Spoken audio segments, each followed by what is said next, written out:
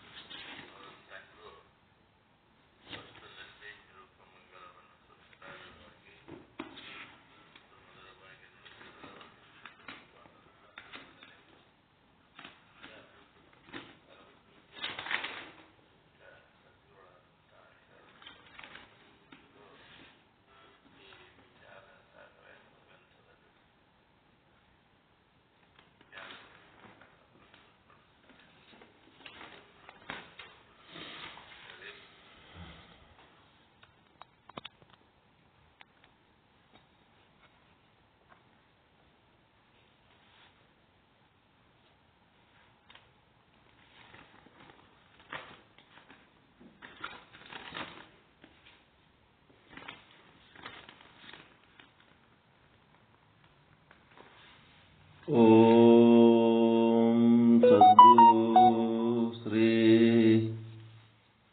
ಶುದ್ಧ ಬ್ರಹ್ಮಣೇ ನಮಃ.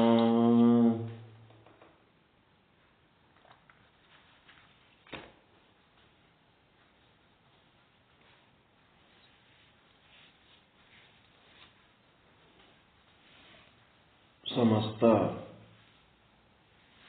ಶುದ್ಧ ಬ್ರಹ್ಮ ಸ್ವರೂಪರಲ್ಲಿ ಅನಂತ ಅನಂತ ಪ್ರಣಾಮಗಳು. ಶ್ರೀ ವಿಚಾರ ಸಾಗರ 4ನೇ ತರಂಗ 185ನೇ ವಿಷಯಾಂಕ 113ನೇ ದೋಹ.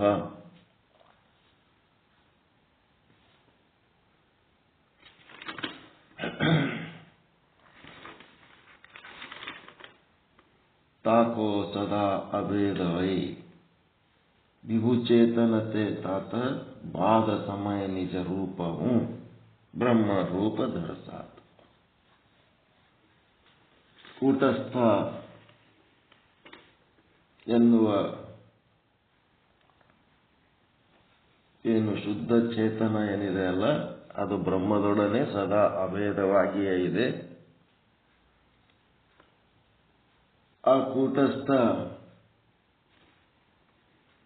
ಈ ಒಂದು ಅಜ್ಞಾನ ಧಾರಣ ಮಾಡಿಕೊಂಡದ್ದಕ್ಕೆ ಆಭಾಸ ಆಗ್ಯದ.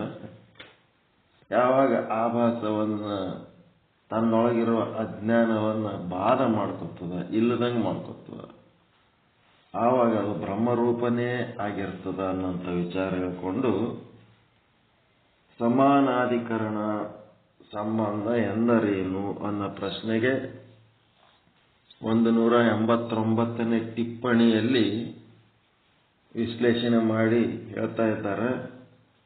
ಭಿನ್ನ ಪ್ರವೃತ್ತಿ ನಿಮಿತ್ತಯೋ ಶಬ್ದಯೋರೇಕಸ್ಮಿನ್ ಅರ್ಥೇ ಪ್ರವೃತ್ತಿ ಸಮಾನಾಧಿಕರಣ್ಯಂ ಇತಿ. ಸಮಾನಾಧಿಕರಣ ಏನು ಅಂತಂದ್ರೆ ಒಂದೇ ಅಧಿಕರಣ. ಸಮಾನಾಧಿಕರಣ ಅಂದ್ರೆ ಸಮಾನ ಅಂದ್ರೆ ಒಂದೇ. ಸಮಾನ ಅಂದ್ರೆ ಏನು? ಒಂದು ಅಷ್ಟೇ. ಅದು ಕೂಟಸ್ಥನಿಗೂ ಅಷ್ಟೇ ಸಂಬಂಧದ, ಮತ್ತು ಆಭಾಸನಿಗೂ ಅಷ್ಟೇ ಸಂಬಂಧ. ಆದರೆ ಆಭಾಸನಿಗೆ ಸಂಬಂಧ ಇದ್ರೂ ಸಹಿತ ಅಜ್ಞಾನದ ಕಾರಣ ಅದೇನಾಗ್ಯದ, ಸಂಬಂಧ ಇಲ್ದಂಗೆ ಕಾಣ್ಲಿಕ್ಕತ್ತದ ಅಷ್ಟೇ. ಅದಕ್ಕೆ ಸಮಾನಾಧಿಕರಣ ಅಂದರೆ ಒಂದೇ ಅಧಿಕರಣ. ಕೂಟಸ್ಥನಿಗೂ ಮತ್ತು ಬ್ರಹ್ಮಕ್ಕೂ ಒಂದೇ ಅಖಂಡ ಚೇತನವೇ ಆಧಾರವಾಗಿದೆ. ಒಂದೇ. ಬ್ರಹ್ಮ ಅಂದ್ರೂ ಅದೇ, ಕೂಟಸ್ಥ ಅಂದ್ರೂ ಅದೇ, ಆಭಾಸ ಅಂದ್ರೂ ಅದೇ, ಎಲ್ಲನೂ ಅದೇ. ಆದ್ರೆ ಅದು ಒಂದು ಬಿಟ್ಟು ಎರಡು ಇಲ್ಲೇ ಇಲ್ಲ. ಅಜ್ಞಾನ ಧರಿಸಿದ್ದಕ್ಕೆ ಅದೇನಾಗ್ಯದ, ಅಜ್ಞಾನ ಏನ್ ಮಾಡ್ಕೊಂಡದ, ತನ್ನ ಮೇಲೆ ಆರೋಪ ಮಾಡ್ಕೊಂಡದ್ದಕ್ಕೆ ಅದು ಆಭಾಸ ಆಗ್ಯದ. ಆಭಾಸನಿಗೆ ಏನವಕಾಗ್ಯದ? ನನ್ನ ಸ್ವರೂಪ ಅಂತೇನದಲ್ಲ ಅದು ತತ್ವದ, ಅದು ಇರಬಾರದು, ಅದನ್ನ ಬಾಧ ಮಾಡ್ಕೋಬೇಕು, ಮಿಥ್ಯ ಆದ ಅಂತೇಳಿ ಆಭಾಸನಿಗೆ ಆ ಅರಿವು ಆಗ್ಬೇಕಾಗ್ಯದ ಅಷ್ಟೇ. ಸಮಾನ ವಿಭಕ್ತಿ, ಒಂದೇ ವಿಭಕ್ತಿ, ಬಲದಿಂದ ವಿಭಕ್ತಿಯ ಬಲದಿಂದ. ಅಧಿಕರಣ ಅಂದರೆ ಒಂದೇ ಅರ್ಥರೂಪ ಆಶ್ರಯವಾಗಿರುವಂತ ಎರಡು ಶಬ್ದಗಳಿರುವವು, ಅವು ಸಮಾನ ಅಧಿಕರಣವೆಂದು ಹೇಳಲ್ಪಡುತ್ತವೆ. ಅಹಂ ಮತ್ತು ಬ್ರಹ್ಮ.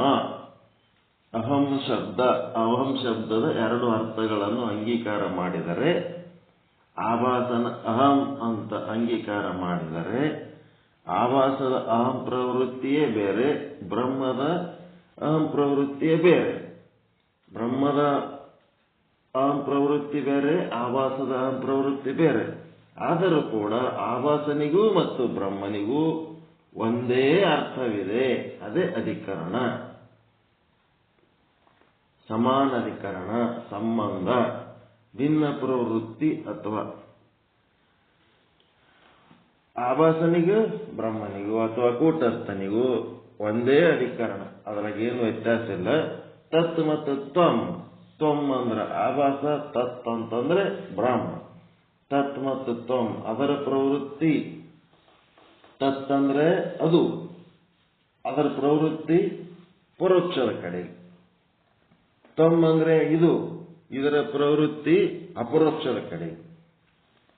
ತತ್ ಅದು ಪರೋಕ್ಷ, ಅದು ಪರಮಾತ್ಮ. ತ್ವಂ ಇದು ಅಪರೋಕ್ಷ, ಇದು ಜೀವಾತ್ಮ. ಇದ್ದರೂ ಕೂಡ ತತ್ ಮತ್ತು ತ್ವಂ ಎರಡಕ್ಕೂ ಅಧಿಕರಣ ಒಂದೇ ಚೇತನವಿದೆ. ಒಟ್ಟು ಚೇತನ ಒಂದೇ ಚೇತನ. ತತ್ ಅದೇ ಆಗ್ಯದ, ತ್ವಮ್ನು ಅದೇ ಆಗ್ಯದ, ಅಹಂನು ಅದೇ ಆಗ್ಯದ, ಬ್ರಹ್ಮನು ಅದೇ ಆಗ್ಯದ. ಹಿಂಗೆಲ್ಲ ಹೇಳ್ಕೊತ ಹೋಗಿ ಒಂದೇ ತತ್ ಪದಕ್ಕೆ ಯಾವುದು ಅಧಿಕರಣವಾಗಿದೆಯೋ ಅದೇ ತ್ವಮ ಪದಕ್ಕೂ ಅಧಿಕರಣವಾಗಿದೆ. ಬಹಳ ಮುಖ್ಯವಾಗಿದ್ದು ಇದು, ತಿಳ್ಕೋಬೇಕಾಗಿದ್ದು. ತತ್ ಪದಕ್ಕೆ ಅದಕ್ಕೆ ಸಮಾನ ಅಧಿಕರಣ ಅಂತಾರ. ಒಂದೇ ಚೇತನ ತತ್ ಪದಕ್ಕೂ ಅಧಿಕರಣ ಆಗ್ಯದ, ತ್ವಮ ಪದಕ್ಕೂ ಅಧಿಕರಣ ಆಗ್ಯದ. ತ್ವಮ ಪದಕ್ಕೆ ಯಾವುದು ಅಧಿಕರಣವಾಗಿದೆಯೋ ಅದೇ ತತ್ ಪದಕ್ಕೂ ಅಧಿಕರಣವಾಗಿದೆ.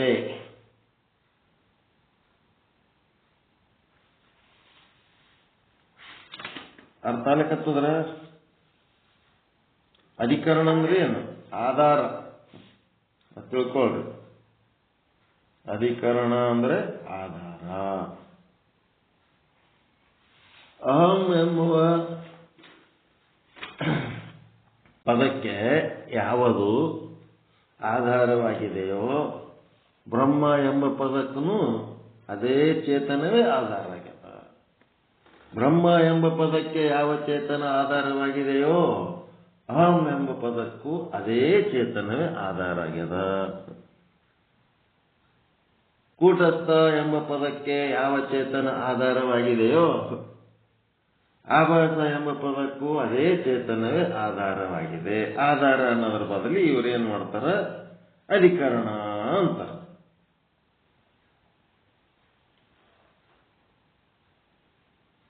ಆಭಾಸ ಚೇತನಕ್ಕೆ ಯಾವುದು ಅಧಿಕರಣವಾಗಿದೆಯೋ ಅದೇ ಕೂಟಸ್ಥ ಚೇತನಕ್ಕೂ ಅಧಿಕರಣವಾಗಿದೆ. ತತ್ ಪದಕ್ಕೆ ಯಾವುದು ಅಧಿಕರಣವಾಗಿದೆಯೋ ತ್ವಮ್ ಪದಕ್ಕೂ ಅದೇ ಅಧಿಕರಣವಾಗಿದೆ. ತ್ವಮ್ ಪದಕ್ಕೆ ಯಾವುದು ಅಧಿಕರಣವಾಗಿದೆಯೋ ತತ್ ಪದಕ್ಕೆ ಅದೇ ಚೇತನ ಅಧಿಕರಣವಾಗಿದೆ. ಇದು ಬರೇ ಇವೆರಡೇ ಶಬ್ದಕ್ಕಲ್ಲ, ಇಡೀ ಬ್ರಹ್ಮಾಂಡದ ಎಲ್ಲ ಕಾಲಕ್ಕೂ, ಎಲ್ಲ ದೇಶಕ್ಕೂ, ಎಲ್ಲ ವಸ್ತುಗಳಿಗೂ ಅದು ಒಂದೇ ವಸ್ತು ಅಧಿಕರಣವಾಗಿದೆ. ಬರೇ ತತ್ವ ಎರಡಕ್ಕೆ ಆಗಿದೆ.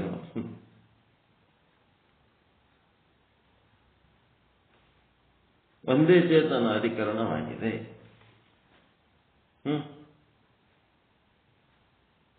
ಹೆಂಗದ್ರಿ? ಅಧಿಕರಣ ಅಂದ್ರೆ ಸರಿಯಾಗಿ ಅರ್ಥ ಆಗ್ಲಕ್ಕತ್ತದ. ಆಧಾರ. ಅದಕ್ಕೆ ಸಮಾನ ಅಧಿಕರಣ ಅಂತಾರ. ಸಮಾನ ಅಧಿಕರಣ ಎಂದ್ರೆ ಏನು? ಸಮಾನ ಅಧಿಕರಣ ಸಂಬಂಧ ಅಂದ್ರೆ ಏನು? ಸಮಾನ ಅಧಿಕರಣ ಅಂದ್ರೆ ಅದೇನ್ ಮಾಡಿದ್ರೆ ಎಲ್ಲದಕ್ಕೂ ಅದೇ ಆಧಾರವಾಗಿದೆ. ಪ್ರಹ್ಲಾದನಿಗೆ ಯಾವ ಚೇತನ ಆಧಾರವಾಗಿದೆಯೋ ಹಿರಣ್ಯಕಶ್ಯಪುವಿಗೂ ಅದೇ ಚೇತನ ಆಧಾರವಾಗಿದೆ. ಇಬ್ಬರಿಗೆ ಅದೇ ಆಧಾರ ಆಗ್ಯದ. ಅವನೊಳಗಿರೋ ಚೇತನ ಬೇರೆ, ಇವನೊಳಗಿರೋ ಚೇತನ ಬೇರೆ ಅಲ್ಲ. ರಾಮನಿಗೆ ಯಾವ ಚೇತನ ಅಧಿಕರಣವಾಗಿದೆಯೋ ರಾವಣನಿಗೂ ಅದೇ ಚೇತನ ಆಧಾರವಾಗಿದೆ. ರಾವಣನಿಗೆ ಯಾವ ಚೇತನ ಅಧಿಕರಣವಾಗಿದೆಯೋ ರಾಮನಿಗೂ ಅದೇ ಚೇತನ ಅಧಿಕರಣವಾಗಿದೆ. ಕೃಷ್ಣನಿಗೆ ಯಾವ ಚೇತನ ಅಧಿಕರಣವಾಗಿದೆಯೋ ಕಂಸನಿಗೂ ಅದೇ ಚೇತನ ಅಧಿಕರಣವಾಗಿದೆ. ಕಂಸನಿಗೆ ಯಾವ ಚೇತನ ಅಧಿಕರಣವಾಗಿದೆಯೋ ಕೃಷ್ಣನಿಗೂ ಅದೇ ಚೇತನ ಅಧಿಕರಣವಾಗಿದೆ. ಆದ್ದರಿಂದ ಇದು ಸಮಾನ ಅಧಿಕರಣ ಸಂಬಂಧ. ಮತ್ತಿನ್ನೇನು ಹೇಳ್ಬೇಕು? ಹೆಂಗೆ ಹೇಳ್ಬೇಕು? ಮತ್ತಿನ್ನೇನು ಹೇಳ್ತೀವಿ? 84 ಲಕ್ಷ ಜೀವರಾಶಿಗಳಲ್ಲಿ ಎಲ್ಲದಕ್ಕೂ ಅದೇ ಚೇತನ ಅಧಿಕರಣವಾಗಿದೆ. ನಿಮ್ಮೊಳಗಿರುವ ನಿಮ್ಮ ನಾಮರೂಪಕ್ಕೂ ಯಾವುದು ಅಧಿಕರಣ ಆಗ್ಯದ ಅದೇ ಬ್ರಹ್ಮನಿಗೂ ಅಧಿಕರಣ ಆಗ್ಯದ. ಬ್ರಹ್ಮ ಎಂಬ ಶಬ್ದಕ್ಕ ನಿಮ್ಮ ನಾಮ, ನಿಮ್ಮದೊಂದು ಹೆಸರಿಟ್ಕೋರಿ. ಹೆಸರಿಟ್ಕೊಂಡು ಏನ್ ಮಾಡ್ರಿ,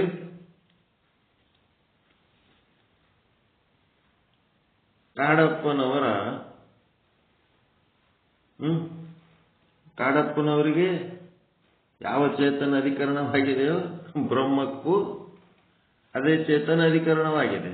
ಕರೆಕ್ಟಾ?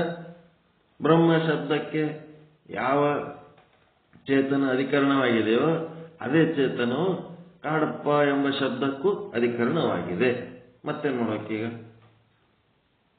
ಸಮಾನ ಅಧಿಕರಣ, ಅದರೊಳಗೆ ಏನು ವ್ಯತ್ಯಾಸ ಇಲ್ಲ.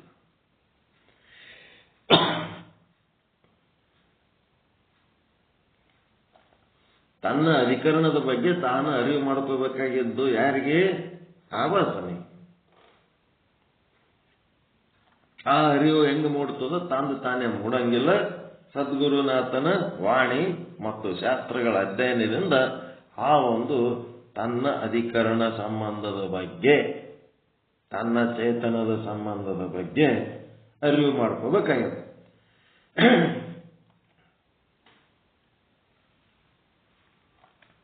ಅಹಂ ಬ್ರಹ್ಮ, ಅಹಂ ಶಬ್ದದ ಪ್ರವೃತ್ತಿ ಅಪರೋಕ್ಷದ ಕಡೆಗೆ, ಬ್ರಹ್ಮ ಶಬ್ದದ ಪ್ರವೃತ್ತಿ ಪರೋಕ್ಷದ ಕಡೆಗೆ. ಅಹಂ ಎಂಬ ಶಬ್ದಕ್ಕೆ ಅಧಿಕರಣವಾಗಿರತಕ್ಕಂಥ ಚೇತನವೇ ಬ್ರಹ್ಮ ಶಬ್ದಕ್ಕೂ ಅಧಿಕರಣವಾಗಿದೆ. ಬ್ರಹ್ಮ ಶಬ್ದಕ್ಕೆ ಅಧಿಕರಣವಾಗಿರುವಂಥ ಚೇತನವೇ ಅಹಂ ಶಬ್ದಕ್ಕೂ ಅಧಿಕರಣವಾಗಿದೆ. ಅಧಿಕರಣದ ಆಧಾರ. ಆದ್ದರಿಂದ ಒಂದೇ ಅರ್ಥರೂಪ ಆಶ್ರಯವಾಗಿರತಕ್ಕಂಥ ಯಾವ ಎರಡು ಶಬ್ದಗಳಿರುವವೋ ಅವು ಸಮಾನಾಧಿಕರಣ ಎಂದು ಹೇಳಲ್ಪಡುತ್ತವೆ. ಒಂದೇ ಅರ್ಥರೂಪ ಆಶ್ರಯ. ಅರ್ಥರೂಪ ಅಂದ್ರೆ ಚೇತನ. ಅರ್ಥರೂಪ ಅಂದ್ರೆ ಏನು? ಚೇತನ. ಆ ಅಂತದ ಆಶ್ರಯವಾಗಿರತಕ್ಕಂಥ ಯಾವ ಎರಡು ಶಬ್ದಗಳಿರುವೋ ಅವು ಸಮಾನಾಧಿಕರಣ ಎಂದು ಹೇಳಲ್ಪಡುತ್ತವೆ.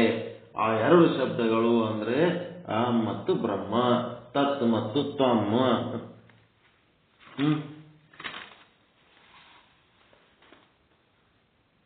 ಅಹಂ ಬ್ರಹ್ಮ, ತತ್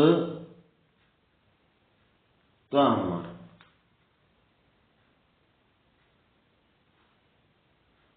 ಆಭಾಸ, ಕೂಟಸ್ಥ.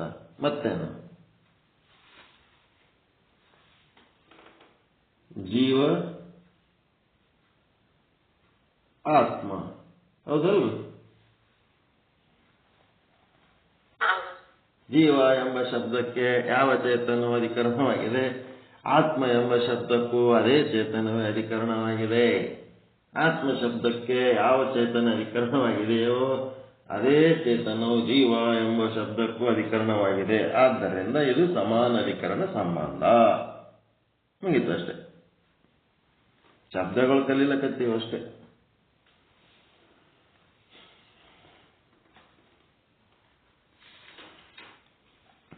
ಇಲ್ಲಿ ಕೂಟಸ್ಥನಿಗೂ ಬ್ರಹ್ಮನಿಗೂ ಮುಖ್ಯ ಸಮಾನಾಧಿಕರಣ ಸಂಬಂಧವಿದೆ.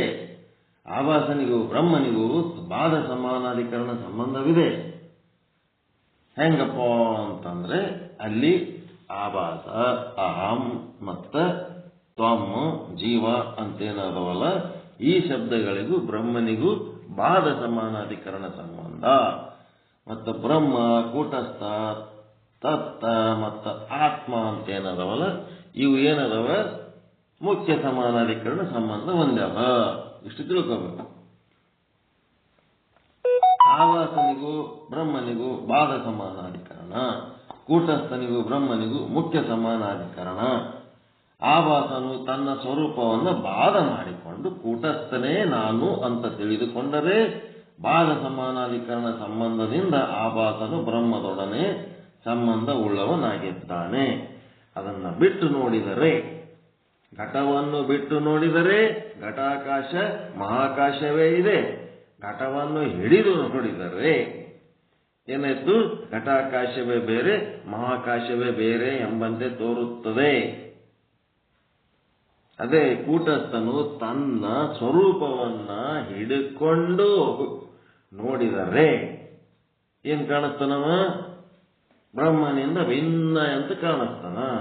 ತನ್ನ ಸ್ವರೂಪವನ್ನ ತ್ಯಾಗ ಮಾಡಿದರೆ ಅವನು ತಾನು ಕೂಟಸ್ಥ, ತಾನು ಬ್ರಹ್ಮ ಅಂತ ಅನ್ನಿಸ್ತವ. ಮಿಥ್ಯವಾದ ಸ್ವರೂಪ ಕೂಟಸ್ಥಂದು, ಮಿಥ್ಯ ಸ್ವರೂಪ.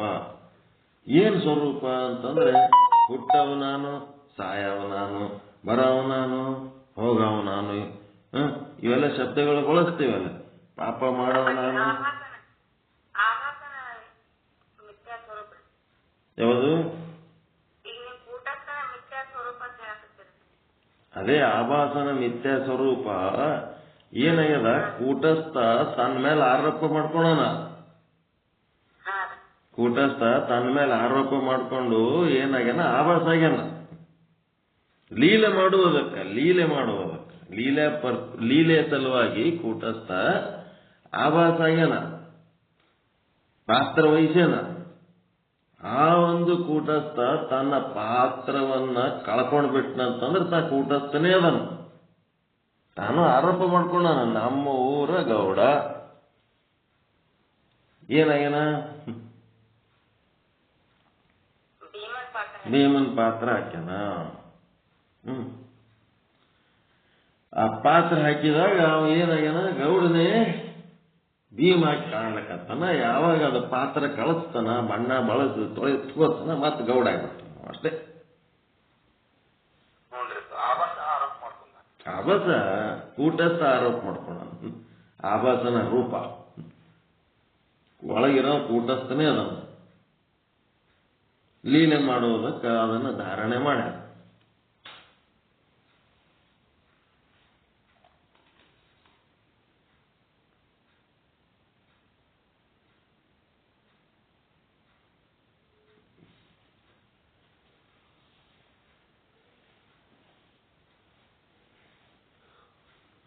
ಆ ಒಳಗಿರೋ ಕೂಟಸ್ಥನೇ ಪಾರಮಾರ್ಥಿಕ ಸತ್ಯ.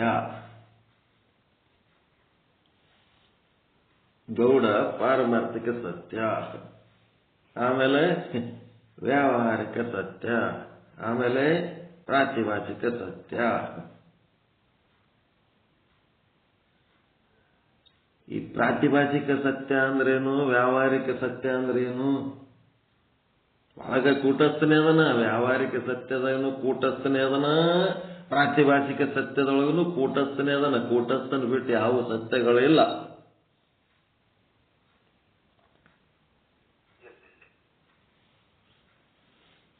ಈಗ ವ್ಯಾವಹಾರಿಕ ಸತ್ಯ ಏನ್ ಮಾಡ್ಯಾನ? ಈ ಒಂದು ಪಾರಮಾರ್ಥಿಕ ಸತ್ಯವಾದ ಬ್ರಹ್ಮಚೇತನ ಏನಾಗ್ಯದ? ವ್ಯಾವಹಾರಿಕ ಸತ್ಯದೊಳಗ ಗಂಡು ಹೆಣ್ಣು, ವ್ಯಾವಹಾರಿಕ ಸತ್ಯದೊಳಗ ಗಂಡು ಹೆಣ್ಣು ಆಗ್ಯದ. ಇದು ಯಾರ ಸೃಷ್ಟಿ? ಇದು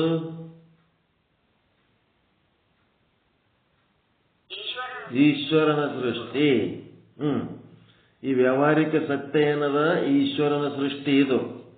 ಆ ಗಂಡು ಹೆಣ್ಣು ತಗೊಂಡು ಮುಂದೆ ಇವ ಏನ್ ಮಾಡ್ಯಾನ? ಯಾವ ಜೀವ. ಇವ ಏನ್ ಮಾಡ್ಯಾನ? ಅದನ್ನ ತಗೊಂಡು ಗಂಡು ಹೆಣ್ಣು ತಗೊಂಡು ಗಂಡ ಹೆಂಡತಿ ಮಾಡ್ಯಾನ. ಇದು ಏನದ? ಪ್ರಾತಿಭಾಷಿಕ ಸತ್ಯ. ಪ್ರಾತಿಭಾಷಿಕ ಸತ್ಯ ಏನದ? ಜೀವ ಸೃಷ್ಟಿ. ಪಂಚಮಹಾಭೂತಗಳು ಏನದವ? ಈಶ್ವರನ ಸೃಷ್ಟಿ. ಅದನ್ನು ತಗೊಂಡು ಮನಿ, ಮಠ, ಫ್ಯಾಕ್ಟರಿ ಅಂತ ಏನೇನ ಕಟ್ಕೊಂಡಲ್ಲ, ಅದೆಲ್ಲ ಏನದ ಅಂತಂದ್ರೆ ಜೀವ ಸೃಷ್ಟಿ, ಪ್ರಾತಿಭಾಷಿಕ ಸತ್ಯ. ಅದರಾಗಿರೋನು ಅದೇ ಬ್ರಹ್ಮ. ವ್ಯಾವಹಾರಿಕ ಸತ್ಯದಾಗಿರೋನು ಅದೇ ಬ್ರಹ್ಮ. ಪ್ರಾತಿಭಾಷಿಕ ಸತ್ಯದಾಗಿರೋನು ಅದೇ ಬ್ರಹ್ಮ. ಬ್ರಹ್ಮನ ಬಿಟ್ಟು ಯಾವುದು ಇಲ್ಲವೇ ಇಲ್ಲ. ಜೀವ ಸೃಷ್ಟಿ, ಈಶ್ವರ ಸೃಷ್ಟಿ. ಈಶ್ವರನ ಸೃಷ್ಟಿ ಏನದಪ್ಪ ಅಂತಂದ್ರೆ ಮಾಯಾ ನಿರ್ಮಿತ ಆದ. ಹೀಗಾಗಿ ಅದನ್ನ ನಾಶ ಮಾಡಬೇಕು ಅಂತಂದ್ರೆ ಬ್ರಹ್ಮಜ್ಞಾನನೇ ಬೇಕಾಗ್ತದ. ಬ್ರಹ್ಮಜ್ಞಾನ ಇಲ್ಲ ಅಂತಂದ್ರೆ ಅದು ಮಾಯೆ ನಾಶ ಆಗಂಗಿಲ್ಲ. ಬ್ರಹ್ಮಜ್ಞಾನ ಇಲ್ಲದೆ ಯಾವುದು ನಾಶವಾಗುವುದಿಲ್ಲವೋ, ಬ್ರಹ್ಮಜ್ಞಾನದಿಂದವೇ ಯಾವುದು ನಾಶವಾಗುತ್ತದೆಯೋ ಅದು ವ್ಯಾವಹಾರಿಕ ಸತ್ಯ. ಆ ವ್ಯಾವಹಾರಿಕ ಸತ್ಯ ಏನದು ಅಂತಂದ್ರೆ ಮೊಲೆ ಮುಡಿ ಬಂದರೆ ಹೆಣ್ಣೆಂಬರು, ಗಡ್ಡ ಮೀಸೆ ಬಂದರೆ ಗಂಡೆಂಬರು, ಒಳಗೆ ಸುಳಿಯುವ ಆತ್ಮ ಗಂಡು ಅಲ್ಲ ಹೆಣ್ಣು ಅಲ್ಲ, ಸಾಕ್ಷಾತ್ ಚನ್ನಮಲ್ಲಿಕಾರ್ಜುನ ಅಂತ ಪಾರಮಾರ್ಥಿಕ ಸತ್ಯ ಹೇಳುತ್ತದೆ. ಆ ಪಾರಮಾರ್ಥಿಕ ಸತ್ಯನೇ ವ್ಯಾವಹಾರಿಕ ಸತ್ಯ. ವ್ಯಾವಹಾರಿಕ ಸತ್ಯನೇ ಮುಂದೇನಾಗ್ಯದ? ಪ್ರಾತಿಭಾಷಿಕ ಸತ್ಯ. ಗಂಡ ಹೆಂಡತಿ. ಜಗತ್ತಿನ ತುಂಬ ಏಸೋ ಗಂಡುಗಳದವ. ಗಂಡುಗಳು ಸತ್ತರ ದುಃಖ ಆಗಂಗಿಲ್ಲ, ಗಂಡತ ಸತ್ತರ ದುಃಖ. ಜಗತ್ತಿನ ತುಂಬ ಏಸೋ ಹೆಣ್ಣು ಮಕ್ಕಳದಾರ, ಹೆಣ್ಣು ಮಕ್ಕಳು ಸತ್ತರ ದುಃಖ, ಹೆಣ್ಣು ಸತ್ತರ ದುಃಖ ಆಗಂಗಿಲ್ಲ, ಹೆಂಡತಿ ಸತ್ತರ ದುಃಖ ಆಗ್ತದೆ. ಯಾಕಂದ್ರೆ ಅಲ್ಲಿ ಪ್ರಾತಿಭಾಷಿಕ ಸತ್ಯದೊಳಗೆ ತನ್ನ ಅಜ್ಞಾನದ ಸಂಬಂಧ ಇಟ್ಕೊಂಡು ಕೂತ್ಬಿಟ್ಟಾನ.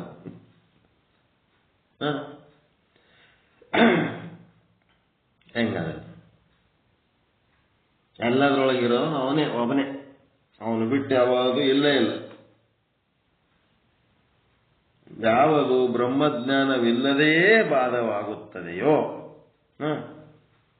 ಹಗ್ಗ ಹಾವು ಬಾಧವಾಗಿ ಹಗ್ಗ ಕಾಣೋದಕ್ಕೇನು ಗುರು ಬೇಕಾಗಿಲ್ಲ, ಅಲ್ಲಿ ಶಾಸ್ತ್ರ ಬೇಕಾಗಿಲ್ಲ.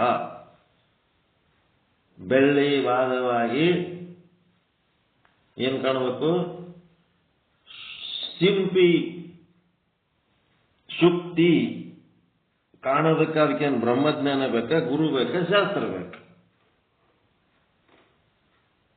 ಬೇಕಾಗಿಲ್ಲ. ಹೆಂಡತಿಗೆ ಹೆಣ್ಣಂತ ತಿಳ್ಕೊಳಕ, ಗಂಡಸಿಗೆ ಗಂಡಂತ ತಿಳ್ಕೊಳಕ ಗುರು ಶಾಸ್ತ್ರ ಬೇಕಾಗಿಲ್ಲ. ಹೌದಿಲ್ಲ? ಗಂಡಿಗೆ ಗಂಡ್ಮಗ ಅಂತೀರ ಇಲ್ಲ, ಹೆಂಡತಿಗೆ ಹೆಣ್ಮಗಳು ಅಂತೀರ ಇಲ್ಲ, ಅದಕ್ಕೇನು ಗುರು ಶಾಸ್ತ್ರ ಬೇಕೇನು? ಅದೇ ಹೆಣ್ಣಿಗೆ ಬ್ರಹ್ಮ ಅನ್ನಬೇಕಾದ್ರೆ, ಗಂಡಿಗೆ ಬ್ರಹ್ಮ ಅನ್ನಬೇಕಾದ್ರೆ ಬ್ರಹ್ಮಜ್ಞಾನ ಬೇಕಾಗ್ತದೆ. ಒಳಗಿರುವ ಆತ್ಮ, ಅಲ್ಲಿ ಹೆಣ್ಣು ಗಂಡು ಅಂತ ಇಲ್ಲಪ್ಪ, ಒಳಗಿರೋ ಆತ್ಮ ಒಂದೇ ಅಂತ ತಿಳ್ಕೋಬೇಕಾದ್ರೆ ಗುರು ಮತ್ತು ಶಾಸ್ತ್ರ ಬೇಕಾವ. ಬ್ರಹ್ಮಜ್ಞಾನದಿಂದ ಬಾಧ ಹೊಂದಬೇಕು.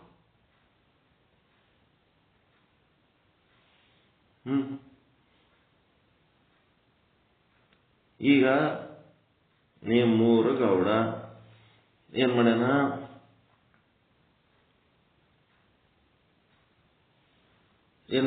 ರಾವಣನ ಪಾತ್ರ ಹಾಕ್ಯಾನ. ರಾವಣನ ಪಾತ್ರ ಹಾಕಿದ ಕೂಡ್ಲೇನೆ 10 ತಲೆ ರಾವಣ ದಕ್ಕದೈ ಕುಣುಕೊತ್ತು ಬಂದ, ಬಣ್ಣ ಹಚ್ಕೊಂಡು 10 ತಲೆ ಹಾಕೊಂಡು. ಅವಾಗ ರಾವಣ ಬಂದ ಅಂದ್ರು. ಮುಂದ ಅದೇ ರಾವಣ ಸೀತೆಯನ್ನು ಅಪಹರಣ ಮಾಡಬೇಕಾದ್ರ ಯಾವ ಪಾತ್ರ ವಹಿಸ್ದ? ಸನ್ಯಾಸಿ ಪಾತ್ರ ವಹಿಸ್ದ. ಸನ್ಯಾಸಿ ಪಾತ್ರ ವಹಿಸಿದ್ನ ಇಲ್ಲ ರಾವಣ? ರಾವಣ. ಈಗ ಸನ್ಯಾಸಿ ಪಾತ್ರ ವಹಿಸಿದವ ಬೇರೆ, ರಾವಣನ ಪಾತ್ರ ವಹಿಸಿದವ ಬೇರೆ, ನೀವು ಮೂರು ಗೌಡ ಬೇರೆ. ಅಲ್ಲಿ ಮೂವರು ಅದರ, ಒಬ್ಬನೇ ಅದನ. ಒಬ್ಬನೇ ಸನ್ಯಾಸಿ ಪಾತ್ರ. ಆ ಸನ್ಯಾಸಿ ಪಾತ್ರಕ್ಕ ಪ್ರಾತಿಭಾಷಿಕ ಸತ್ಯ ಎಷ್ಟರ ಮಟ್ಟಿಗೆ ಅದು ಸನ್ಯಾಸಿ ಪಾತ್ರ ರಾವಣಂದು? ಸೀತೆಯನ್ನು ಎತ್ಕೊಂಡು ಹೋಗೋ ಮಟ್ಟಿಗೆ ಅಷ್ಟೇ. ಸೀತೆಯನ್ನು ಎತ್ಕೊಂಡು ಹೋದ್ಮೇಲೆ ಸನ್ಯಾಸಿ ಪಾತ್ರ ಹೋಯ್ತು, ಪ್ರಾತಿಭಾಷಿಕ ಸತ್ಯ ಹೋಯ್ತು, ಮತ್ತೆ ರಾವಣ ಆಗ್ಬಿಡ್ತಾನ. ಏನ್ ಸನ್ಯಾಸಿ ಹಂಗೆ ಉಳಿದ್ನ ಏನೋ?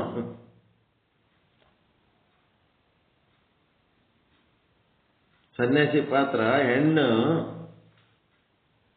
ಹೆಣ್ಣಿಗೆ ಆಸೆ ಪಟ್ಟು ಎತ್ಕೊಂಡು ಹೋದ್ಮೇಲೆ ಅವ ಹೆಂಗ್ ಸನ್ಯಾಸಿ ಆಗಿ ಉಳಿತಾನ?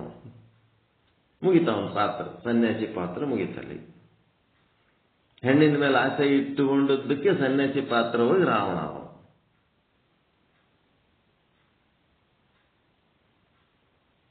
ಮುಂದೆ ಸನ್ಯಾಸಿ ಪಾತ್ರ ಯಾವುದದು? ಪ್ರಾತಿಭಾಷಿಕ ಸತ್ಯ.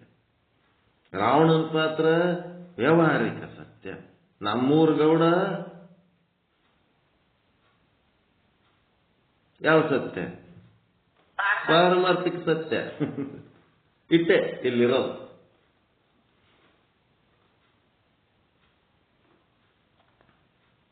ಪ್ರಾತಿಭಾಷಿಕ ಸತ್ಯದಾಗ ರಾವಣನು ಸನ್ಯಾಸಿ ಪಾತ್ರ ವಹಿಸಿ ಏನ್ ಮಾಡ್ಲಕತ್ತಾನ? ಆ ಒಂದು ಸೀತೆಯನ್ನು ಎತ್ಕೊಂಡು ಹೋಗ್ಲಕತ್ತಾನಲ್ಲ, ಆ ಸೀತೆ ಅದು ತಪ್ಪಪ್ಪ, ಅದು ಒಳ್ಳೇದಲ್ಲ, ಅದು ಚಂದಲ್ಲ, ಹಂಗ್ ಮಾಡತ್ತು ಅಂತೇಳಿ ಗುರು ಮತ್ತು ಶಾಸ್ತ್ರ ಒಂದೇ ಸವನ್ ಹೇಳಕತ್ತಾವ. ಗುರು ಮತ್ತು ಶಾಸ್ತ್ರದ ಮೇಲೆ ನಿಮ್ ನಂಬಿಕೆ ಆದ ಇಲ್ಲ?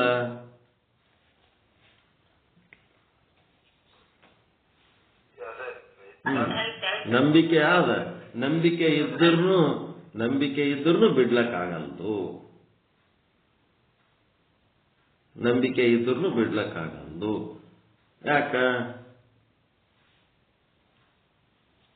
ಅರಿವು ತನ್ನ ಸ್ವಂತಕ್ಕೆ ಮೂಡಿಸ್ಕೋಬೇಕಾಗ್ಯದ, ತನ್ನೊಳಗೆ ತಾನು ಅರಿವು ಮೂಡಿಸ್ಕೋಬೇಕಾಗ್ಯದ. ಗುರು ತನ್ನ ಅರಿವನ್ನ ಹೇಳಕತ್ತನ, ಶಾಸ್ತ್ರ ತನ್ನ ಅರಿವು ಹೇಳಕತ್ತದ ಹೊರತು ಇವ ತನ್ನೊಳಗಿನ ಅರಿವು ತಾನು ಮೂಡಿಸ್ಕೊಂಡಾಗ, ತಂದು ತಾನು ತಿಳಿದಾಗ ಅದನ್ನ ಬಿಡ್ತಾನ. ತಂದು ತನಗೆ ತಿಳುವಳಿಕೆ ಆಗ ತನಕ ಗುರು ಮತ್ತು ಶಾಸ್ತ್ರದ ಅವಶ್ಯಕತೆ ಬೇಕು. ಕಡ್ಡಿ ಕೊರೆದು ಹಚ್ಕೊಂಡು ದೀಪಕ್ಕೆ ಹಚ್ಚಲಕತ್ತೀರ, ಆ ದೀಪ ತಂದು ತಾನು ಹಚ್ಕೋಬೇಕಾ ಬೇಡ?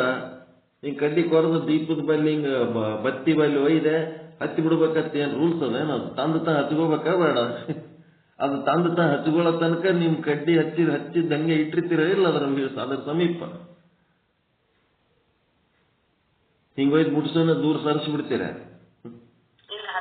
10 ತನ ಹಿಡಿತೀರಿ. ಇಲ್ಲಾಂದ್ರೆ 10 ಕಡ್ಡಿ ಕೊರಿಬೇಕಾತು. ಅದು ತಂದು ತಾನು ಹಚ್ಕೊಳ್ಳೋ ತನಕ ಇಷ್ಟು ಸಮಸ್ಯೆ ಇದು. ತಗೋಬೇಕಲ್ಲ ಅದು.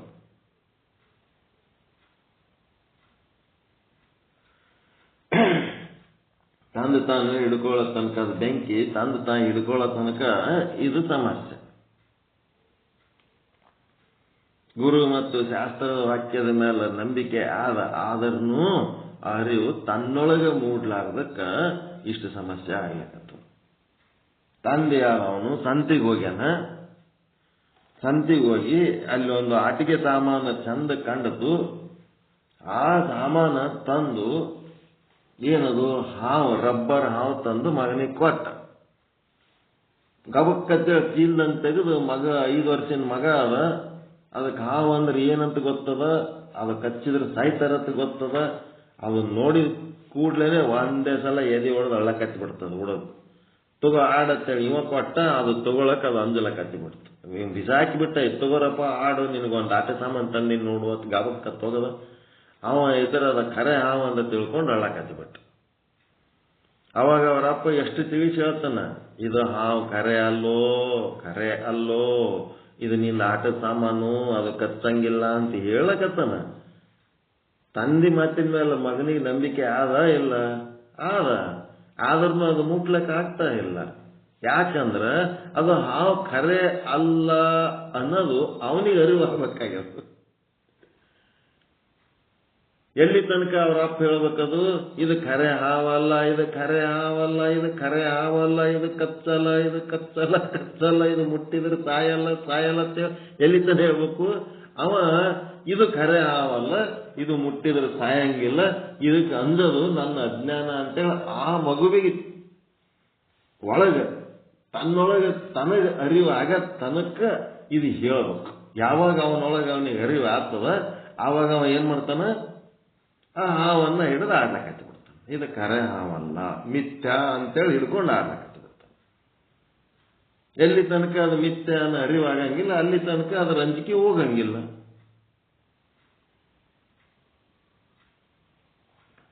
ಅಲ್ರಿ, ಸಾಯಂಕಾಲ ನೀವು ನದಿ ದಂಡೆಗೋ ಸಮುದ್ರ ದಂಡೆಗೋ ಅಡ್ಡಾಡೋ ಟೈಮ್ನಾಗ ಒಂದು ಪಳ ಪಳ ಪಳ ಹೊಳಿಲಕತ್ತವ. ಅದು ಏನು ಬೆಳ್ಳಿ ಹೊಳದಂಗೆ ಹೊಳದ್ ಬಿಡ್ತು. ನೀವೇನ್ ಮಾಡಿಬಿಟ್ರಿ, ಇದೇನೋ ಯಾವ್ದ ಬೆಳ್ಳಿ ಆಭರಣ ಅದಪ್ಪ ಚಲೋ ಅದತ್ತೇಳಿ ತಗೊಂಡು ಏನ್ ಮಾಡಿದ್ರಿ, ಜೋಬ್ನಾಗ ಹಾಕೊಂಡ್ರಿ. ಜೋಬ್ನಾಗ ಹಾಕೊಂಡ್ಮೇಲೆ ಮರುದಿನ ಆ ಜೋಬ್ನನ್ನು ತಗೊಂಡು ಇದನ್ನು ಎಲ್ಲಾರ ಮಾರಿದರ 4 ದುಡ್ಡು ಬರ್ತದ, ನಮ್ದು ಬಡತನ ಓದ್ತದ, ಅಥವಾ ನಮ್ಮ ಜೀವನ ಕೆದಕರೆ ಉಪಯೋಗ ಆಗ್ತದ ಅಂತ ಹೇಳಿ ನಿಮ್ಗನಿಸಿ ಜೋಬ್ನ ಕೈ ಹಾಕಿ ಆ ಬೆಳ್ಳಿಯನ್ನು ಹೊರಗೆ ತೆಗೆದ್ರಿ. ಆ ಬೆಳ್ಳಿ ಹೊರಗೆ ತೆಗೆದಾಗ ನಿಮ್ಗೇನಾಯ್ತದು, ಏನಂತ ಗೊತ್ತಾಯ್ತು? ಸಿಂಪೆ ಶುಕ್ತಿ ಅಂತ ಗೊತ್ತಾಯ್ತು. ಇದು ಉಪಯೋಗ ಇಲ್ಲ, ಇದು ಮಾರ್ಲಕ್ಕೂ ಬರಲ್ಲ, ಇದು ಖರೀದಿ ಮಾಡ್ಲಕ್ಕೂ ಬರಲ್ಲ, ಇದು ವೇಸ್ಟ್ ಅದ ಅಂತೇಳಿ ಅದಕ್ಕೇನ್ ಮಾಡಿದ್ರಿ, ತಿಪ್ಪೆಗೆ ಎಸದ್ರಿ. ಇಟ್ಕೋತಾರೇನು? ಇದು ವೇಸ್ಟ್ ಅಂತೇಳಿ ಗೊತ್ತಾದ್ಮೇಲೆ ನೀವು ಇಟ್ಕೋತಾರೇನು? ಒಗದ್ ಬಿಡ್ತಾರೆ, ತಿಪ್ಪೆಗೆ ಎಸಿತಾರೆ. ಈಗ ಎಲ್ಲಿ ತನಕ ಜೀವನಾಗ ಇಟ್ಕೋತಾರ ಅದನ್ನ? ಬೆಳ್ಳಕ್ಕೆ ತಿಳ್ಕೊಂಡಿರೋ ತನಕ ಜೋಬ್ನಾಗ ಇಟ್ಕೊಂಡ್ರೆ. ಈ ಸಂಸಾರದಾಗ ಆಸಕ್ತಿ ಆದ ಅಂತಂದ್ರೆ ಅದು ಇನ್ನ ಬೆಳ್ಳಿಯ ಕತ್ಲೆ ನಿಮಗ್ ಕಾಣ್ಲಿಕ್ಕಾಗ್ತದ, ಅದಕ್ಕದು ಇಟ್ಕೊಂಡಿರಿ. ಯಾವಾಗ ಅದರದ ಸ್ವರೂಪ ಪೂರ್ತಿ ತಿಳಿತದ ಅವಾಗ ಅದು ತಿಪ್ಪೆಗೆ ಬಿಸಾಕ್ತೀರಿ.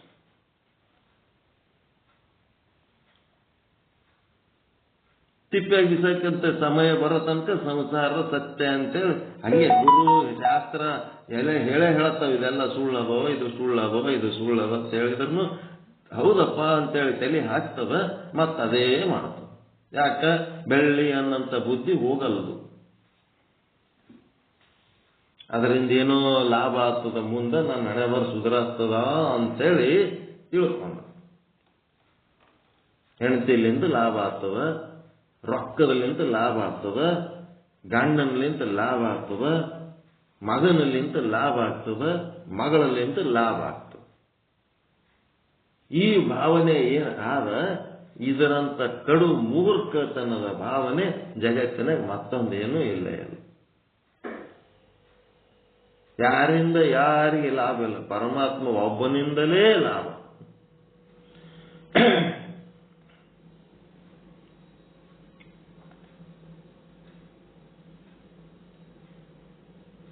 ಅದಕ್ಕದು ಶುಕ್ತಿ ಅಂತ ಗೊತ್ತಾಯ್ತಂದ್ರೆ ಬಿಸಾಕ್ತಾರೆ. ಶುಕ್ತಿ ಅಂತ ಗೊತ್ತಾಗ್ತಾ ಇಲ್ಲ, ಅದು ಶುಕ್ತಿ ಅದೋ ಬೆಳ್ಳಿ ಅಲ್ಲ ಅಂತ ಗುರು ಹೋಗ್ಕೊತಾನ ಅಂದ್ರೂ ಅದು ತಿಳಿಯಂಗಿಲ್ಲ, ತಲೆಗೆ ಹೋಗಂಗಿಲ್ಲ. ಹಿಂಗದ ಬಹಳ ಮಜಾ ಅದ ಅದು ವಿಚಾರ ಮಾಡೋದ್ರ.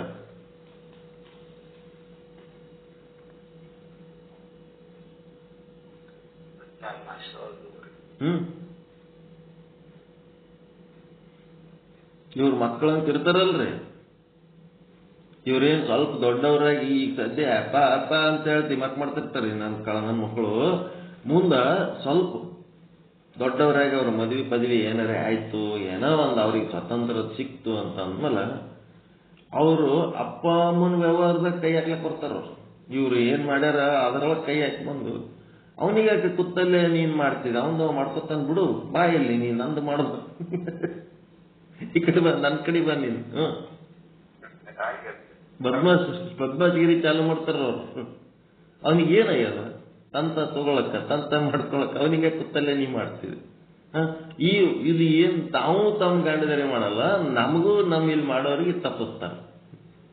ಅದ್ ಮನಿ ಅಂತಂದ್ರೆ ಏನು ಅನ್ನೋದೇ ಅರ್ಥ ಇಲ್ಲದು, ಸುಮ್ಮ ಹಂಗೆ ಕಬ್ಬು ಬೆಳೆದಂಗೆ ಬೆಳೆದಿರ್ತಾರ. ಅವ್ರು ಹೆಂಗ್ ಮಾತಾಡ್ತಿರ್ತಾರ ಅಂತಂದ್ರ ನಮಗೆ ಹಾಡದ ಅವ್ರು ಬೆಳೆತಾರ ಅನ್ನಂಗೆ ಮಾತಾಡಿಸ್ತಾರೆ. ಅದು ಒಂದಿಟ್ಟು ಏನಾದ್ರು ಕೈಕಿ ಮಾಡಿಟ್ಟಿದ್ರೆ ಒಂದಿಟ್ಟು ಪುಣ್ಯ, ಒಂದಿಟ್ಟು ಕೈಕಿ ಏನಾದ್ರು ಮಾಡದಿದ್ರೆ ಪಾಡಿನ ಆಡ್ತಾರೆ. ಮತ್ತೆ ಹಿಂಗಾಗಿ ಅವ್ರಲಿಂತ ನಮಗೆ ಉಪಯೋಗ ಆಗಂಗಿಲ್ಲ. ಅವು ಸಿಂಪು, ಅವು ಸುಕ್ತಿ, ಅವು ಕಪ್ಪೆ ಚಿಪ್ಪುಗಳು ಅಂತ ಮಕ್ಕಳಿಗೆ ಹಂಗೆ ತಿಳ್ಕೋಬೇಕು, ರೊಕ್ಕಕ್ಕೆ ಹಂಗೆ ತಿಳ್ಕೋಬೇಕು, ಹೆಂಡ್ರಿಗೂ ಅದೇ ತಿಳ್ಕೋಬೇಕು, ಗಂಡರಿಗೆ ಅದೇ ತಿಳ್ಕೋಬೇಕು. ಒಳಗೆ ಅದು ನಿರ್ಧಾರ ಇಟ್ಕೊಂಡು ಆಮೇಲೆ ಮುಂದೆ ಏನಾರ ವ್ಯವಹಾರ ಮಾಡಿ. ಇದು ಸಿಂಪು, ಇದು ಸುಕ್ತಿ ಅಂತ ಗಟ್ಟಿಯಾಗಿ ಒಳಗೆ ಇಟ್ಕೊಂಡು ಮ್ಯಾಲೆ ವ್ಯವಹಾರ ಮಾಡ್ರಿ, ಬ್ಯಾಡ ಅನ್ನಂಗಿಲ್ಲ. ಆದ್ರ ಒಳಗೆ ನೀವು ಬೆಳ್ಳಿ ಅಂತ ಇಟ್ಕೊಂಡ್ರಿ ಅಂತಂದ್ರ ಫಜಿತಿ ಆಗಿಬಿಡ್ತೀರಿ ನೀವು. ಇದು ಬೆಳ್ಳಿ ಅಂತ ತಲೆಯಾಗಿ ಇಟ್ಕೊಂಡ್ರಿ, ಆವಾಗ ನಿಮಗೆ ಮಾರ್ಕೆಟಿನೊಳಗೆ ಅದರದ್ದು ಬೆಲೆ ಸಿಗಲಂಗಿಲ್ಲಲ್ಲ, ಆವಾಗ ನೀವು ಮಾನಿಗೇಡಿ ಆಗ್ತೀರಷ್ಟೇ, ಫಜಿತಿ ಆಗಿಬಿಡ್ತೀರಿ, ದುಃಖ ಆಗಿಬಿಡ್ತದೆ. ಇದನ್ನು ನಾನು ಎಷ್ಟು ಜೋಪಾನ ಮಾಡಿದೆ, ಬೆಳ್ಳಿ ಅಂತ ಜೋಬ್ನಾಗ ಇಟ್ಕೊಂಡು ಇದು ಮಗಂದು 10 ಪೈಸೆ ಉಪಯೋಗ ಇಲ್ಲಲ್ಲಪ್ಪ, ಹೆಂಗದಲ್ಲಪ್ಪ ಇದು ಅನ್ನಿಸ್ತಿರ್ತವೆ.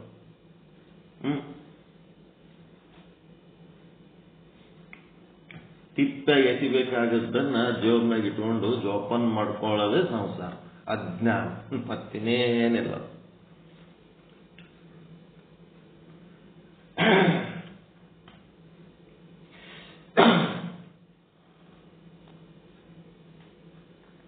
ಯಾವ ವಸ್ತುವಿನೊಡನೆ ಸದಾ ಅಭೇದವಾಗಿರುತ್ತದೆಯೋ ಆ ವಸ್ತು ಅದರೊಡನೆ ಮುಖ್ಯ ಸಮಾನಾಧಿಕರಣವೆಂದು ಹೇಳಲ್ಪಡುತ್ತದೆ. ದಾರಿ ಬಿಟ್ಟು ಎಕಡೆ ಹೋಗ್ಬಿಟ್ಟಿದ್ದೇವಲ್ಲ, ಸಮಾನಾಧಿಕರಣ ಬಿಟ್ಟು.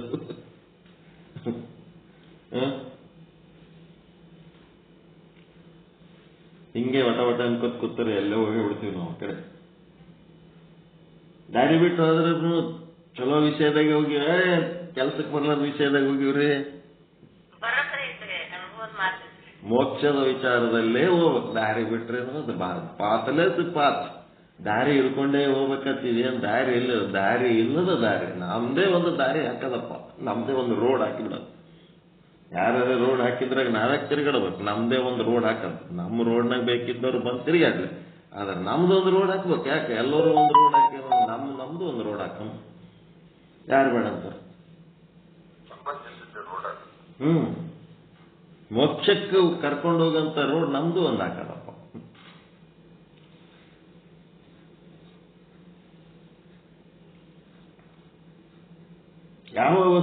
ಯಾವ ವಸ್ತುವಿನೊಡನೆ ಸದಾ ಅಭೇದವಾಗಿರುತ್ತದೆಯೋ ಆ ವಸ್ತು ಅದರೊಡನೆ ಮುಖ್ಯ ಸಮಾನಾಧಿಕರಣ ಹೊಂದಿರುತ್ತದೆ ಎಂದು ಹೇಳಲ್ಪಡುತ್ತದೆ. ಅದಕ್ಕೇನಂತಾರೆ? ಕೂಡದ ಅಗಲದ ಕೂಟ. ಘಟಾಕಾಶ ಮಹಾಕಾಶದೊಡನೆ ಸದಾ ಅಭೇದವಾಗಿರುತ್ತದೆ. ಆದ್ದರಿಂದ ಘಟಾಕಾಶವು ಮಹಾಕಾಶವೇ ಇರುತ್ತದೆ. ಈ ರೀತಿಯಾಗಿ ಘಟಾಕಾಶವು ಮಹಾಕಾಶದೊಡನೆ ಮುಖ್ಯ ಸಮಾನಾಧಿಕರಣವಿರುತ್ತದೆ. ಈ ರೀತಿಯಿಂದ ಕೂಟಸ್ಥನಿಗೆ ಬ್ರಹ್ಮದೊಡನೆ ಮುಖ್ಯ ಸಮಾನಾಧಿಕರಣ ಇರುತ್ತದೆ. ಏಕೆಂದರೆ ಕೂಟಸ್ಥನು ಬ್ರಹ್ಮದೊಡನೆ ಸದಾ ಅಭೇದವಾಗಿ ಇರುತ್ತಾನೆ. ನಾನು ಎಂಬ ಶಬ್ದದಲ್ಲಿ ಪ್ರಕಾಶವಾಗುತ್ತಿರುವ ಯಾವ ಕೂಟಸ್ಥನಿರುವನೋ, ನಾನು ಎನ್ನುವುದರಾಗ ಯಾವುದು ಕೂಟಸ್ಥ ಅನ್ನೋ ಭಾಗ ಆದ ಅವನು ಮಾತ್ರ ಬ್ರಹ್ಮದೊಡನೆ ಸದಾ ಅಭೇದವಾಗಿರುತ್ತಾನೆ. ಅವನು ಹೆಂಗಿರ್ತಾನ? ನಾನು ಬ್ರಹ್ಮ ಅಂತ ತಿಳಿದಾಗಲೂ ಕೂಟಸ್ಥ ಬ್ರಹ್ಮದೊಡನೆ ಅಭೇದವಿದೆ, ಮತ್ತು ನಾನು ಬ್ರಹ್ಮ ಅಂತ ತಿಳಿಯದಿರುವಾಗಲೂ ಕೂಟಸ್ಥನಿಗೂ ಬ್ರಹ್ಮನಿಗೂ ಅಭೇದವೇ ಇರುತ್ತದೆ. ಈ ರೀತಿಯಾದಂಥ ಸಂಬಂಧವನ್ನು ಮುಖ್ಯ ಸಮಾನ ಅಧಿಕರಣ ಸಂಬಂಧ ಎನ್ನುತ್ತಾರೆ. ಯಾವುದು ಕೂಟಸ್ಥ, ಯಾವುದರೊಡನೆ ಬ್ರಹ್ಮ ಸದಾ ಅಭೇದವಿರುತ್ತದೆಯೋ ಅದು ಕೂಟಸ್ಥ, ಅದರೊಡನೆ ಬ್ರಹ್ಮ ಮುಖ್ಯ ಸಮಾನಾಧಿಕರಣವಿರುತ್ತದೆ. ಏಕೆ ಸಮಾನಾಧಿಕರಣ ಸಂಬಂಧವಿದೆ ಅಂತಂದ್ರೆ ಸದಾ ಅಭೇದವಾಗಿರುವ ಕಾರಣ. ಅದಕ್ಕೆ ಮುಖ್ಯ ಸಮಾನಾಧಿಕರಣ ಯಾಕಂತೀರಿ ಅಂತಂದ್ರೆ ಸದಾ ಅಭೇದವಾಗಿರುವ ಕಾರಣ. ಇಲ್ಲಿ ಏನದಪ್ಪ ಅಂತಂದ್ರೆ ನಾನು ಎಂಬ ಶಬ್ದದಲ್ಲಿ ಪ್ರಕಾಶವಾಗುವ ಆಭಾಸನ ವಿಷಯ. ಆಭಾಸ ಏನದಂದ್ರೆ ತನ್ನ ಸ್ವರೂಪವನ್ನ ಬಾಧಿಸಿಕೊಂಡು. ಈಗ ನಾನು ಚಲೋ ಮನುಷ್ಯ ಅದೀನಿ, ಆದ್ರೆ ನನ್ನ ಬಲ್ಲಿ ಒಂದು ಗುಣ ಏನದ? ಕಳತನ ಮಾಡೋ ಗುಣ ಅದ. ಈಗೇನ್ ಮಾಡ್ಬೇಕು? ಅವನ ಬಲ್ಲಿ ಒಂದು ಗುಣ ಕಳತನ ಮಾಡೋ ಗುಣ ಅದಲ್ರಿ, ಏನ್ ಕೈ ಸಿಕ್ಕದ್ದು ಎತ್ಕೊಂಡು ಹೋಗ್ತಾನ, ಮನುಷ್ಯ ಏನ್ ಚಲೋ ಅದನ್ನ, ಅದೊಂದು ಗುಣ ಬಿಟ್ರೆ ಸಾಕು, ಅವ ಚಲೋನೇ ಅದಲ್ರಿ, ಬಹಳ ಒಳ್ಳೆ. ಅದೊಂದು ಸ್ವಭಾವ ಚಲೋ ಇಲ್ಲ, ಏನ್ರ ಚಂದ ಕಂಡದ್ದು ಎತ್ಕೊಂಡು ಹೋಗ್ತಾನ. ಏನ್ ಮಾಡ್ಬೇಕು? ಹೇಳೋದಿಲ್ಲ ಕೇಳೋದಿಲ್ಲ, ತೊಗೊಂಡೇ ಹೋಗ್ಬಿಡ್ತಾನ. ಏನ್ ನೋಡ್ಬೇಕು? ಅದೊಂದು ಬಿಟ್ರೆ ಸಾಕು, ಅವ ಚಲೋ ಮನುಷ್ಯನೇ ಅದ, ಹಂಗೇನಿಲ್ಲ, ಅವನಿಗೆ ಕೆಟ್ಟ ಅನ್ನಂಗಿಲ್ಲ. ಅದೊಂದು ಸ್ಟೀಲಿಂದು ವೈರಿಂದು ಒಂದು ಅಳತಿ ಮಾಡ್ಬೇಕಂತ ಒಂದು ಟೇಪ್ ತಂದು ಇಟ್ಟಿದ್ದೆ ನಾನು. ತಂದು ಟೇಬಲ್ ಮೇಲೆ ಇಟ್ಟೀನಿ. ಏನೋ ಆಫೀಸ್ಲಿಂತ ಸರ್ಕ್ಯುಲರ್ ಬಂದದ ಅಂತೇಳಿ ಕೊಡ್ಲಕ್ ಬಂದು ಆ ಟೇಪ್ ಒಯ್ದ್ಬಿಟ್ಟ ನಾವು. ಏನು ನಾವು ಕಾಲೇಜ್ಲಿಂತ ಅವ್ರ ಬಲ್ಲಿ ರಿಜಿಸ್ಟರ್ ಸಹಿ ಮಾಡಿ ಒಳಗೆ ಕೊಡ್ತೀವಿ, 2 ದಿನದಾಗ ಅಂತೇಳಿ ಹೊತ್ಕೊಂಡು ಬಂದು ಆ ಟೇಪೇ ಇಲ್ಲ ಟೇಬಲ್ ಮೇಲೆ. ಎಲ್ಲೋಯ್ತು?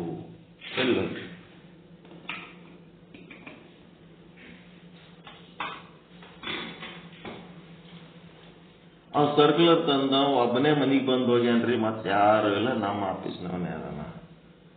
ಆಯ್ತು, ಮತ್ತೆ ಅವನಿಗೆ ಹಿಡಿದು ಕೇಳಿದ್ರೆ ಅವ ಇಲ್ಲ ಅಂತಾನ, ಮತ್ತೆ ಅವನಿಗೆ ಹೆಂಗ್ ಮಾಡಬೇಕು?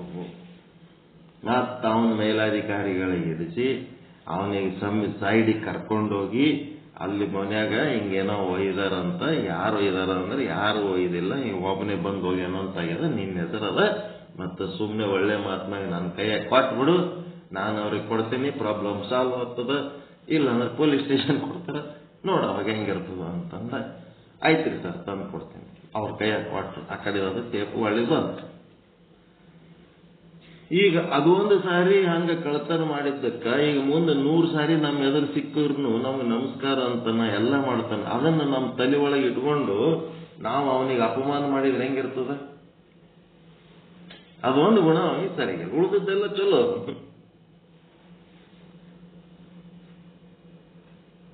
ಹಂಗಿದ್ದಾಗ ಏನ್ ಮಾಡ್ಬೇಕು ನಾವು? ಯಾರು ಒಬ್ಬರು ನಿಮ್ ಸಾಮಾನು ಕಳುವು ಮಾಡ್ಬೇಕಾದ್ರೆ ಯಾವಾಗ ಕಳುವು ಮಾಡ್ಲಿಕ್ಕೆ ಸಾಧ್ಯ ಅದ ಹೇಳ್ರಿ? ನೀವು ಅದ್ರ ಬಗ್ಗೆ ಕೇರ್ಲೆಸ್ ಇದ್ದಾಗೆ ಅದು ಕಳುವು ಮಾಡ್ಲಿಕ್ಕೆ ಸಾಧ್ಯ ಅದ. ನೀವು ಕೇರ್ಫುಲ್ ಆಗಿದ್ರಿ ಅಂದ್ರೆ ಅವನ ಹೆಂಗ್ ಕಳುವು ಮಾಡ್ತಾನ ಕಳ್ಳ? Careless persons articles will be stolen by shameless persons. Careless ಯಾರಿರ್ತಾರ ಅವ್ರ ಸಾಮಾನುಗಳನ್ನೇ ಶೇಮ್ಲೆಸ್ ಅಂದ್ರೆ ನಾಚಿಕೆಗೇಡಿಗಳು ತಗೊಂಡು ಹೋಗ್ತಿರ್ತಾರಂತ, ಅದಕ್ಕೆ ಕಳ್ಳತನ ಅಂತಾರಂತ. Careless persons, shameless persons can steal the materials, articles of only careless persons. ನಾಚಿಕೆಗೇಡಿಗಳಿರ್ತಾರ, ಅರಿವುಗೇಡಿಗಳಿರ್ತಾರ, ಅವರು ಯಾರ ವಸ್ತುಗಳನ್ನು ಕಳುವು ಮಾಡಲಿಕ್ಕೆ ಸಾಧ್ಯ ಅಂತಂದ್ರ ಅರಿವುಗೇಡಿಗಳ ವಸ್ತುಗಳನ್ನಷ್ಟೇ ಕಳುವು ಮಾಡ್ಲಿಕ್ಕೆ ಸಾಧ್ಯ ಅದ. ಅರಿವಿನಲ್ಲಿ ಇತ್ತು ಅಂತಂದ್ರೆ ಅವ ಹೆಂಗ್ ಕಳುವು ಮಾಡ್ತಾನ್ರಿ?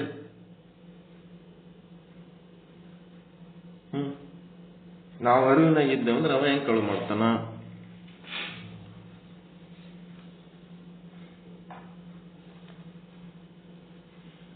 ಮಾನ್ಯ ಅದು ಯಾವಾಗಪ್ಪ, ಯಾವಾಗ ಹಬ್ಬ ಹೋಯ್ತಲ್ಲ, ಇದು ಯಾವಾಗ ಸಂಕ್ರಮಣ, ಅದಕ್ಕೇನು ಕಾಯಿಪಲ್ಯ ಅದು ಜಗ್ಗಿ ಖರೀದಿ ಮಾಡೋದು. ಎಲ್ಲಾನು ಏನು ಭಾಳ ರೊಕ್ಕ ಇಲ್ಲ, 10 ರೂಪಾಯಿ 20 ರೂಪಾಯಿ 10 ರೂಪಾಯಿ ಮಾರ್ಕೆಟ್ನಾಗ ಏರ್ತಾವ, ಎಲ್ಲ ಕಾಯಿಪಲ್ಯ ಖರೀದಿ ಮಾಡೋದು. ಒಂದು ಇಟಿ ಖರೀದಿ ಮಾಡೋದು. ಏನು ತಗೊಂಡು ಎಲ್ಲ ಕಲಿಸಿ ಒಂದೇನೋ ಪಲ್ಯ ಮಾಡ್ಕೊಂಡು ತಿಂತಾರ. ನಮಗೂ ಏನೋ ಬಂದಾರ ಊರಿಂದ ಅಂತೇಳಿ ನಾವು ಒಂದಿಟ್ಟು ಏನೋ ತಿರುಗಾಡಿ ತಗೊಂಡ್ಬರ್ಬೇಕತ್ ಬಜಾರ್ಗೆ ಹೋದ. ಅಲ್ಲಿ ಕರ್ರ ನಂಗಿ ಹಾಕೊಂಡು ಬಂದು ಹೊಲದ ಕಮಟ ಮನುಷ್ಯ ಏನಂದ, ಒಂದು 10 ರೂಪಾಯಿ ಕೊಡುವ ಅಂತ. ಎದಕ್ಕೆ ಕೊಡ್ಬೇಕಪ್ಪ ನಿನಗ? ನಿನ್ ಕೈ ಕಾಲು ಗಟ್ಟಿ ಅದಾವ, ಏನಾರ ಒಂದು ಕೆಲಸ ಮಾಡ್ಬೇಕು. ಮಾರ್ಕೆಟ್ನಾಗ ಇಷ್ಟು ಮಂದಿ ಎಲ್ಲ ಕಾಯಿಪಲ್ಯ ಹೊತ್ತು ಕಷ್ಟಪಟ್ಟು ಬೆವರು ಸುರಿಸಿ ದುಡಿದು ನಮ್ಗಂತೂ ರೊಕ್ಕ ಪುಗಿಸಟೆ ಬಂದಿಲ್ಲಪ್ಪ ನಿನಗೆ ಕೊಡೋದಕ್ಕ ಹಂಗಂತ. ಅವ ಏನಂದ ಗೊತ್ತಾ, ನಿಮಗ ಮರ್ಯಾದೆಲಿಂತ ಭಿಕ್ಷೆ ಕೇಳಿದ್ರ ಕೊಡ್ಲಕ್ಕ ಬರಂಗಿಲ್ಲ, ನಿಮ್ ರೊಕ್ಕ ಕಳುವಾದ್ರೆ ಬುದ್ಧಿ ಬರ್ತದೆ ನಿಮಗ ಅಂದ್ಬಿಟ್ಟ ಅವನು. ಕಳ್ಳತನ ಆದ್ರೆ ನಿಮಗ್ ಬುದ್ಧಿ ಬರ್ತದ, ಮರ್ಯಾದೆಲಿಂತ ಭಿಕ್ಷೆ ಕೇಳಿದ್ರೆ ನಿಮಗ್ ರೊಕ್ಕ ಕೊಡ್ಲಕ್ ನಿಮಗ್ ಮನಸ್ಸು ಬರಲ್ಲ. ಕಳ್ಳತನ ಆದಾಗೆ ನಿಮಗ್ ಸರಿ ಗೊತ್ತಿರ. ಒಂದ್ 100 ರೂಪಾಯಿ ಕಲಸೆ ಆಯ್ತು, ಜೇಬ್ನಾಗಿಂದ ಎಕಡೆ ಹೋಯ್ತ ಹುಡುಕೆ ಬಿಡುತ್ತೇನೆ, ಸಿಗಲೇ ಇಲ್ಲ. ತಕೊಂಡ್ಬಿಟ್ಟ ನಾವು, ಹೆಂಗ್ ತಕೊಂಡ ದೂರ್ ಕೂತ್ ನಗುತ್ತಾನ ಮಗ. ಅವನಿಗೇನ್ ಮಾಡ್ಬೇಕು? ಎಷ್ಟು ಎಕ್ಸ್ಪರ್ಟ್ ಇರ್ತಾರ ನೋಡ್ರಿ ಅವ್ರು ಕಳುವು ಮಾಡೋರು. ಇದಕ್ಕೇನಂತೀರಿ?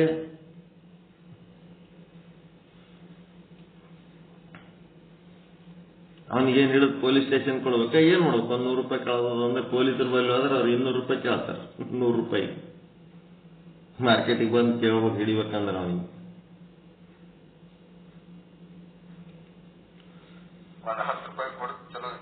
ಅದೇ ಒಂದು 100 ರೂಪಾಯಿ ಆಯ್ತು. 275 ರೂಪಾಯಿ ಕಾಯಿಪಲ್ಯ ತಂದಿನ ಅನ್ನೋದ್ರ ಬದಲು ಏನ್ ಮಾಡ್ಬೇಕು ನಾವು? ಸಮಾನೀಕರಣ 375 ರೂಪಾಯಿ ಕಾಯಿಪಲ್ಯ ತಂದಿನ ಬರ್ದಿಟ್ಕೊಂಡ್ಬಿಡ್ಬೇಕು ಅಟ್ಟೆ. ಅದನ್ನು ಅದ್ರಾಗೆ ಹಾಕಿಬಿಡ್ಬೇಕು ಕಾಯಿಪಲ್ಯ ಮಾರ್ಕೆಟ್ ಖರ್ಚಿನಾಗ. ಹಿಂಗಿರ್ತಾವ. ಅವ್ನು ಸ್ವಚ್ಛ ಹೇಳೋದ ಮರ್ಯಾದೆಲಿಂತ ನಿಮ್ಗೆ 10 ರೂಪಾಯಿ ಭಿಕ್ಷೆ ಕೇಳಿದ್ರೆ ಕೊಡ್ಲಕ್ಕ ನಿಮ್ಗೆ ಮನಸ್ಸು ಬರಲ್ಲ. 100 ಮಾತಾಡ್ತೀರಿ. ಕಳು ಮಾಡಿದ್ರೆ ಸುಮ್ಮ ಬಾಯಿ ಮುಚ್ಕೊಂಡು ಹೋಗ್ತೀರಿ. ಕಳು ಮಾಡಿದ್ರೆ ಬುದ್ಧಿ ಬರ್ತದೆ ಎಲ್ಲರಿಗೆ. ಚೋರಿ ಕನ್ನಯ್ಯ ದುನಿಯಾಮೆ ಅಂತಿದ್ದ.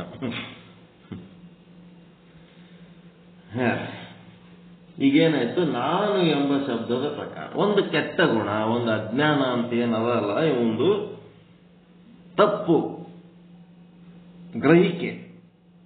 ತಾನು ಜೀವ ಅಂತೇಳಿ ಹುಟ್ಟವನು ಸಾಯವನು ಪಾಪ ಪುಣ್ಯ ಇವೇನದವ ಇವೆಲ್ಲ ತಪ್ಪು ಗ್ರಹಿಕೆಗಳೇನದವ ಅದೆಲ್ಲ ಅಜ್ಞಾನ ಏನದಲ್ಲ. ಆ ಅಜ್ಞಾನ ಏನು ಆಭಾಸನಲ್ಲಿ ಅದಲ್ಲ. ನಾನು ಎಂಬ ಶಬ್ದದಲ್ಲಿ ಪ್ರಕಾಶವಾಗುತ್ತಿರುವ ಯಾವ ಆಭಾಸನಿರುವನು ಅವನು ತನ್ನ ಸ್ವರೂಪವನ್ನು ಬಾಧಿಸಿಕೊಂಡು ಆಭಾಸ ಅಂತ ಯಾಕಾಗ್ಯಾನ? ಕೂಟಸ್ಥ ಪ್ಲಸ್ ಅಜ್ಞಾನ ಈಸ್ ಈಕ್ವಲ್ ಟು ಆಭಾಸ. ಆಭಾಸ ಮೈನಸ್ ಅಜ್ಞಾನ ಈಸ್ ಈಕ್ವಲ್ ಟು ಕೂಟಸ್ಥ. ಅಷ್ಟೇ. ಬಾಧ ಮಾಡ್ಕೋಬೇಕು, ಕಳ್ಕೋಬೇಕಾಗ್ಯದ ಅವನು ತನ್ನ ಸ್ವರೂಪವನ್ನು ಬಾಧಿಸಿಕೊಂಡು ಬ್ರಹ್ಮದೊಡನೆ ಅಭೇದವಾಗುತ್ತಾನೆ. ಆಭಾಸನು ಬ್ರಹ್ಮದೊಡನೆ ಅಭೇದವಾಗಬೇಕಾದರೆ ತನ್ನ ಸ್ವರೂಪವನ್ನು ಬಾಧ ಮಾಡಿಕೊಳ್ಳಬೇಕು. ಬಾಧ ಎಂದರೇನು ಅಂತಂದ್ರೆ ಮಿಥ್ಯತ್ವ ನಿಶ್ಚಯಕ್ಕೋ ಬಾಧಕೇತೆ ಹೈ. ನನ್ನ ಸ್ವರೂಪ ಮಿಥ್ಯವಾಗಿದೆ ಅಂತ ನಿಶ್ಚಯ ಮಾಡ್ಕೊಳ್ಳೋದೇ ಬಾಧ.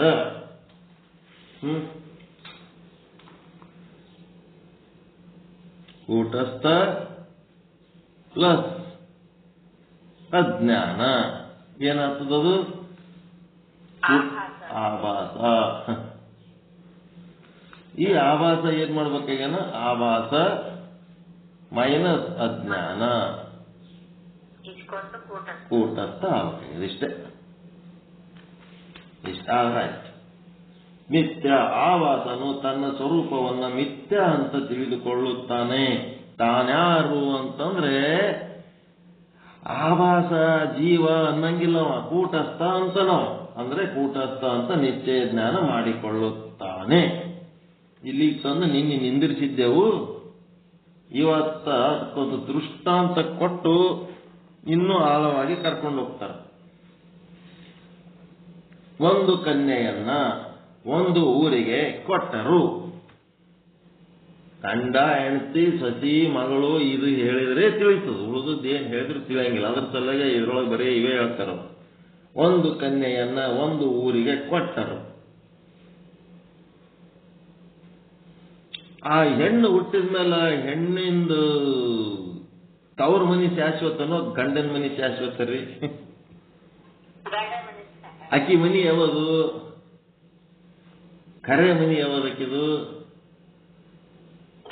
ಗಂಡನ ಮನಿನೇ ಕರೆ ಮನಿ. ಹುಟ್ಟೋದು ಒಂದು ಕಡೆ, ಬೆಳೆದು ಒಂದು ಇದು ಆಗೋದು ಒಂದು ಕಡೆ, ಮತ್ತೆ ತನ್ನ ಮನಿ ಮಾಡ್ಕೊಳ್ಳೋದು ಒಂದು ಕಡೆ. ಎಷ್ಟು ಡೇಂಜರ್ ಅದ ನೋಡ್ರಿ ಅದು.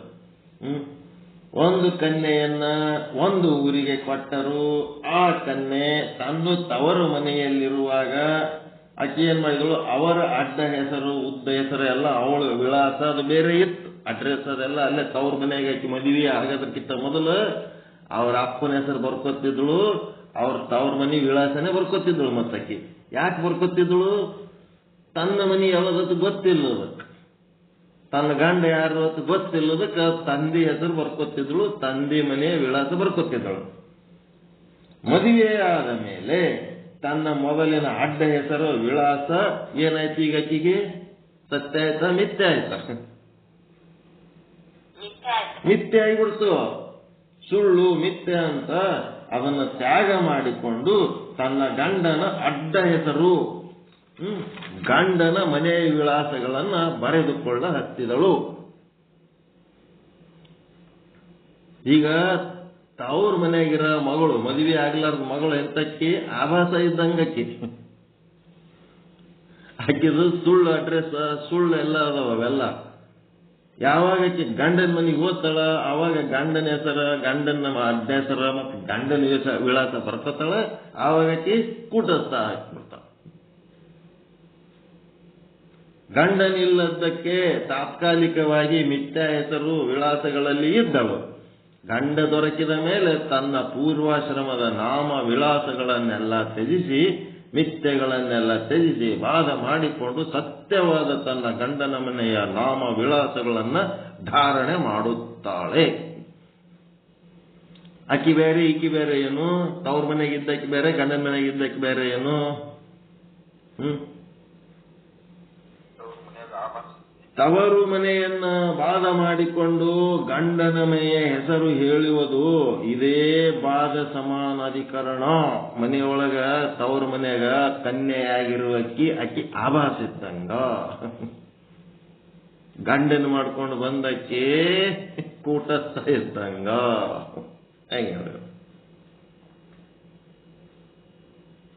ಅದೇ ಮಗ ಅದನ, ಅವ್ರ ಮನೆಗೆ ಒಬ್ಬ ಮಗ ಅದನ. ಮಗನಿಗೆ ಆ ಮನೆಗೆ ತಂದಿಗೆ ಅವ ಏನಾರ ಚೇಂಜ್ ಆಗ್ತದೇನು? ಮಗಂದು ಮಗಂದು ತಂದೆ ಹೆಸರ ಸೇಮ್ ಇರ್ತದ, ವಿಳಾಸನು ಸೇಮ್ ಇರ್ತದ. ಮಗಂದು ತಂದಿದು ಎಂತ ಸಮಾನಾಧಿಕರಣ? ಮುಖ್ಯ ಸಮಾನಾಧಿಕರಣ. ಮಗಳದು ತಂದಿದು ಬಾಧ ಸಮಾನಾಧಿಕರಣ. ಇಲ್ಲೇ ಸಂಸಾರದಾಗೆ ತೋರಿಸಿಕೊಟ್ಟು ಬಿಟ್ರು. ಮಗಳು ಆಭಾಸ ಇದ್ದಂಗ, ಮಗ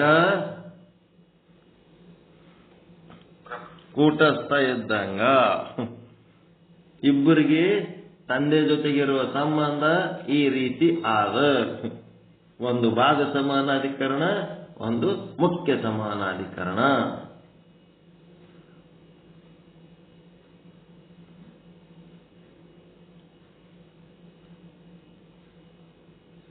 ಇಲ್ಲಿ ಮಗ ಮಗಳು ಅಂತ ಎರಡು ಅದಾವಲ್ಲ, ಅಲ್ಲಿ ಎರಡಿರಲ್ಲ. ಒಂದೇರಲ್ಲೇ ಎರಡು ಭಾಗ. ಒಂದೇ ವಸ್ತು, ಆ ವಸ್ತುವಿನಲ್ಲಿ ಒಂದು ಆಭಾಸ ಭಾಗ, ಇನ್ನ ಒಂದು ಕೂಟಸ್ಥ ಭಾಗ. ಈ ದೃಷ್ಟಾಂತಗಳು ಎಂದೂ ಸಂಪೂರ್ಣವಾಗಿ ಸಿದ್ಧಾಂತವನ್ನು ಸತ್ಯ ಹೇಳಂಗಿಲ್ಲ. ನಮಗಿದು ಚಂದ ಕಾಣಿಸ್ತದ, ಅರ್ಥ ಆದಂಗೆ ಅನಿಸ್ತದ. ಆದ್ರೆ ಈ ದೃಷ್ಟಾಂತದೊಳಗಿಂದ ಹುಳ ತೆಗಿಯಾಗ ಬುದ್ಧಿ ಕಲಿಬೇಕು ನಾವು ಒಂದು ಸ್ವಲ್ಪ.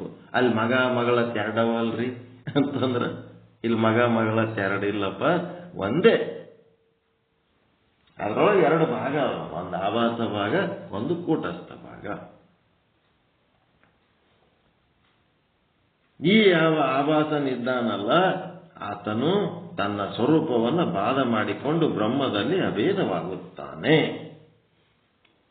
ಆಭಾಸನು ತನ್ನನ್ನು ತಾನು ಮಿಥ್ಯ ಅಂತ ಬಾಧ ಮಾಡಿಕೊಳ್ಳುವುದು ಅದು ಹೇಗೆಂದರೆ, ಮುಖದ ಯಾವ ಪ್ರತಿಬಿಂಬವಿರುವುದೋ ಅದು ತನ್ನ ಪ್ರತಿಬಿಂಬ ಸ್ವರೂಪವನ್ನು ಬಾಧಿಸಿಕೊಂಡು ಬಿಂಬ ಸ್ವರೂಪ ಮುಖದೊಡನೆ ಅಭೇದವಾಗುವುದು. ಇದೇ ಕಾರಣದಿಂದ ವೇದಾಂತ ಶಾಸ್ತ್ರದಲ್ಲಿ ಬ್ರಹ್ಮದೊಡನೆ ಆಭಾಸನ ಅಭೇದವು ಬಾಧ ಸಮಾನಾಧಿಕರಣ ಎಂದು ಹೇಳುತ್ತದೆ.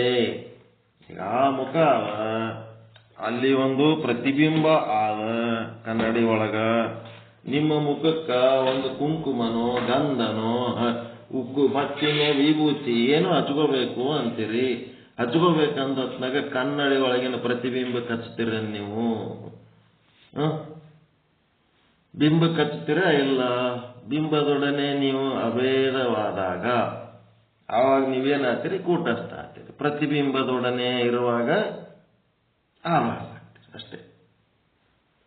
ಕನ್ನಡಿ ಮುಂದೆ ನಿಂತು ಗಂಟೆಗಟ್ಟಲೆ ಮೇಕಪ್ ಮಾಡ್ಕೊತಿರ್ತಾರಲ್ಲ, ಅದೆಲ್ಲ ಆಭಾಸನ ಜೀವನ. ತನ್ನ ಮುಖ ತಾನು ಒಂದು ಸಲ ನೋಡ್ಕೊಂಡ್ರೆ ಮುಗಿದು ಹೋಗ್ಬಿಡುತ್ತೆ. ಎಷ್ಟೊತ್ತು ನಿಂದಿರ್ಬೇಕು ಕನ್ನಡಿ ಮುಂದೆ. ಅದಕ್ಕೆ ಕನ್ನಡಿಯ ಮುಂದೆ ನಿಂತಾಗ ಕನ್ನಡಿಯಲ್ಲಿ ಒಂದು ಮುಖ, ಕುತ್ತಿಗೆ ಮೇಲೆ ಇನ್ನೊಂದು ಮುಖ. ಎರಡು ಮುಖಗಳು ಇದ್ದಂತೆ ಅನ್ನಿಸುತ್ತವೆ. ವಿಚಾರ ಮಾಡಿ ನೋಡಿದಾಗ ಮುಖಗಳು ಎರಡು ಇದ್ದಾವೆಯೋ ಒಂದೇ ಇದೆಯೋ? ಒಂದೇ ಕುತ್ತಿಗೆಯ ಮೇಲಿನ ಒಂದೇ ಒಂದು ಮುಖ ಮುಖ್ಯವಾಗಿದೆ, ಸತ್ಯವಾಗಿದೆ. ಆದರೆ ಕನ್ನಡಿಯಲ್ಲಿ ಕಾಣುತ್ತಿರುವ ಮುಖವು ಮಿಥ್ಯಾ ಅಂತ ತಿಳಿದುಕೊಂಡು ಬಾಧಗೊಳ್ಳುತ್ತದೆ. ವಿಭೂತಿ, ಕುಂಕುಮ, ತಿಲಕ ಕನ್ನಡಿ ಒಳಗಿನ ಪ್ರತಿಬಿಂಬಕ್ಕೆ ಹಚ್ಚುವುದಿಲ್ಲ, ತನ್ನ ಕುತ್ತಿಗೆಯ ಮೇಲಿನ ಮುಖಕ್ಕೆ ಹಚ್ಚುತ್ತದೆ ಕನ್ನಡಿ. ಕುಂಕುಮ ಅಂತಃಕರಣ ವೃತ್ತಿ ನೇತ್ರದ್ವಾರ ಹೊರಗೆ ಬಂದು ಕನ್ನಡಿಗೆ ಸ್ಪರ್ಶವಾಗಿ ಪ್ರತಿಫಲನ ಹೊಂದಿ ಕನ್ನಡಿಯ ಹಿಂದೆ ಪಾರದವಿರುವ ಕಾರಣ ಅದು ಪ್ರತಿಫಲನ ಹೊಂದಿ ತನ್ನ ಕುತ್ತಿಗೆಯ ಮೇಲಿನ ಮುಖವನ್ನೇ ನೋಡುತ್ತದೆ. ನಿಮ್ಮ ವೃತ್ತಿ ನಿಮ್ಮ ಮುಖವನ್ನೇ ನೋಡ್ತದ. ಕನ್ನಡಿ ಒಳಗೆ ಇದ್ದಂಗೆ ನಿಮಗೆ ಅನ್ನಿಸ್ತದ, ಆದ್ರೆ ನಿಮ್ಮ ಮುಖವನ್ನೇ ಅದು ನೋಡ್ಲಿಕ್ಕತ್ತದ. ಇದು ವಿಚಾರ ಚಂದ್ರೋದಯದೊಳಗ ತಿಳಿಸಿದ್ದ ವಿಷಯ ಇದು. ನಮ್ಮ ವೃತ್ತಿಯು ಸತ್ಯವಾದ ಮುಖವನ್ನೇ ನೋಡುತ್ತಿರುತ್ತದೆ. ನಾವು ಎರಡು ಮುಖಗಳು ಎಂಬಂತೆ ತಿಳಿದಿದ್ದೇವೆ, ಆದರೆ ವೃತ್ತಿಯು ಬಿಂಬವನ್ನೇ ನೋಡುತ್ತಿದೆ. ಅಲ್ಲಿ ಪ್ರತಿಬಿಂಬ ಬಾಧವಾಗಿದೆ. ಕಾರಣ ಕನ್ನಡಿಯೊಳಗಿನ ಪ್ರತಿಬಿಂಬವು ಮಿಥ್ಯವಾಗಿದೆ. ಬ್ರಹ್ಮದೊಡನೆ ಆಭಾಸನದು ಬಾಧ ಸಮಾನಾಧಿಕರಣ, ಕೂಟಸ್ಥನದು ಮುಖ್ಯ ಸಮಾನಾಧಿಕರಣ ಸಂಬಂಧಗಳಿವೆ. ಬ್ರಹ್ಮದೊಡನೆ ಎರಡಕ್ಕೂ ಸಂಬಂಧವಿದೆ, ಅದಕ್ಕೆ ಸಮಾನ ಅಧಿಕರಣ ಎನ್ನುತ್ತಾರೆ. ಯಾವ ವಸ್ತುವು ಅಂದ್ರೆ ಆಭಾಸ ತನ್ನ ಸ್ವರೂಪವನ್ನು ಬಾಧಿಸಿಕೊಂಡು ಯಾವುದರೊಡನೆ ಅಭೇದವಾಗುತ್ತದೆಯೋ ಅಂದ್ರೆ ಬ್ರಹ್ಮದೊಡನೆ ಅಭೇದವಾಗುತ್ತದೆಯೋ ಆ ವಸ್ತು ಆಭಾಸ. ಅದರೊಡನೆ ಬ್ರಹ್ಮದೊಡನೆ ಬಾಧ ಸಮಾನಾಧಿಕರಣ ಎಂದು ಹೇಳಿಕೊಳ್ಳುತ್ತದೆ. ಬಾಧೆ ಮಾಡಿಕೊಂಡು ಸೇರ್ಕೊತ್ತು ಅಂತಂದ್ರೆ ಬಾಧ ಸಮಾನಾಧಿಕರಣ. ಬಾಧೆ ಮಾಡ್ಕೊಳಕ್ ಏನೂ ಇಲ್ಲ, ನೇರವಾಗಿ ಸೇರ್ಕೊತ್ತಂತಂದ್ರೆ ಅದು ಮುಖ್ಯ ಸಮಾನಾಧಿಕರಣ. ಆಭಾಸನು ತನ್ನ ಮಿಥ್ಯಾ ಸ್ವರೂಪವನ್ನು ಬಾಧ ಮಾಡಿಕೊಂಡು ಬ್ರಹ್ಮದೊಡನೆ ಅಭೇದವಾಗಿ ನಾನು ಬ್ರಹ್ಮನಿದ್ದೇನೆ ಅಂತ ನಿಶ್ಚಯ ಜ್ಞಾನ ಏನಾಗ್ತದಲ್ಲ, ಅದು ಆಭಾಸನಿಗೆ ಆಗುತ್ತದೆ. ನಾನು ಬ್ರಹ್ಮನಿದ್ದೇನೆ ಎನ್ನುವಾಗ ನಾನು ಪದಕ್ಕೆ ಎರಡು ಅರ್ಥಗಳು, ಒಂದು ಕೂಟಸ್ಥ ಮತ್ತು ಆಭಾಸ. ಆಭಾಸನು ತನ್ನ ಸ್ವರೂಪವನ್ನ ಮಿಥ್ಯಾ ಅಂತ ತಿಳಿದುಕೊಂಡು ಬ್ರಹ್ಮನೇ ತಾನು ಇದ್ದೇನೆ ಅಂತ ಕೂಟಸ್ಥನೇ ನನ್ನ ಸ್ವರೂಪ ಕೂಟಸ್ಥ ಎಂದು ಭಾವಿಸಿ ಬ್ರಹ್ಮದೊಡನೆ ಅಭಿನ್ನವಾಗುತ್ತಾನೆ. ಈಗ ಕೂಟಸ್ಥನಿಗೆ ನನಗೆ ಅಹಂ ಬ್ರಹ್ಮಾಸ್ಮಿ ಜ್ಞಾನ ಕೂಟಸ್ಥನಿಗೆ ಆಗ್ತದ ಅಂತಂದ್ರೆ ಏನ್ ಅರ್ಥ ಆಗ್ತದ ಹೇಳ್ರಿ? ಅಲ್ಲಿ ಏನ್ ಅನರ್ಥ ಆಗ್ತದ? ಅಹಂ ಬ್ರಹ್ಮಾಸ್ಮಿ ಜ್ಞಾನ ಆಭಾಸನಿಗೆ ಆಗ್ತದ. ಅವ ಬಾಧ ಮಾಡಿಕೊಂಡು ತನ್ನ ಮಿಥ್ಯಾ ಸ್ವರೂಪವನ್ನ ಬಾಧ ಮಾಡಿಕೊಂಡು ನಾನು ಬ್ರಹ್ಮನಿದ್ದೇನೆ ಅನ್ನುವ ಜ್ಞಾನ ಆಭಾಸನಿಗೆ ಆಗ್ತದ, ಇದು ಸರಿ. ಆದ್ರೆ ಒಂದು ವೇಳೆ ಅಹಂ ಬ್ರಹ್ಮಾಸ್ಮಿ ಜ್ಞಾನ ಕೂಟಸ್ಥನಿಗೆ ಆಗುತ್ತದೆ ಅಂತ ನಾವು ಏನಾರ ಪ್ರತಿಪಾದನೆ ಮಾಡಿದರೆ ಅಲ್ಲಿ ಏನು ಅನರ್ಥ ಆಗ್ತದ? ವಿಕಾರಿ ಅಂದ್ರೆ ತಿಳಿಯಂಗಿಲ್ಲಲ್ಲ ನಮಗೆ.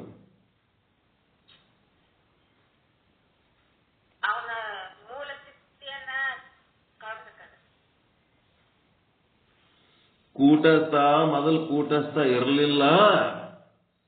ಈ ಗುರು ಮತ್ತು ಶಾಸ್ತ್ರ ವಾಕ್ಯಗಳನ್ನ ಕೇಳಿದ ಮೇಲೆ ಶ್ರವಣ ಮನನ ನಿಧಿಧ್ಯಾಸನ ಮಾಡಿದ ಮೇಲೆ ಅವ ಕೂಟಸ್ಥ ಈಗಾಗ್ಯಾನ ಅಂದಂಗಾಗ್ತು.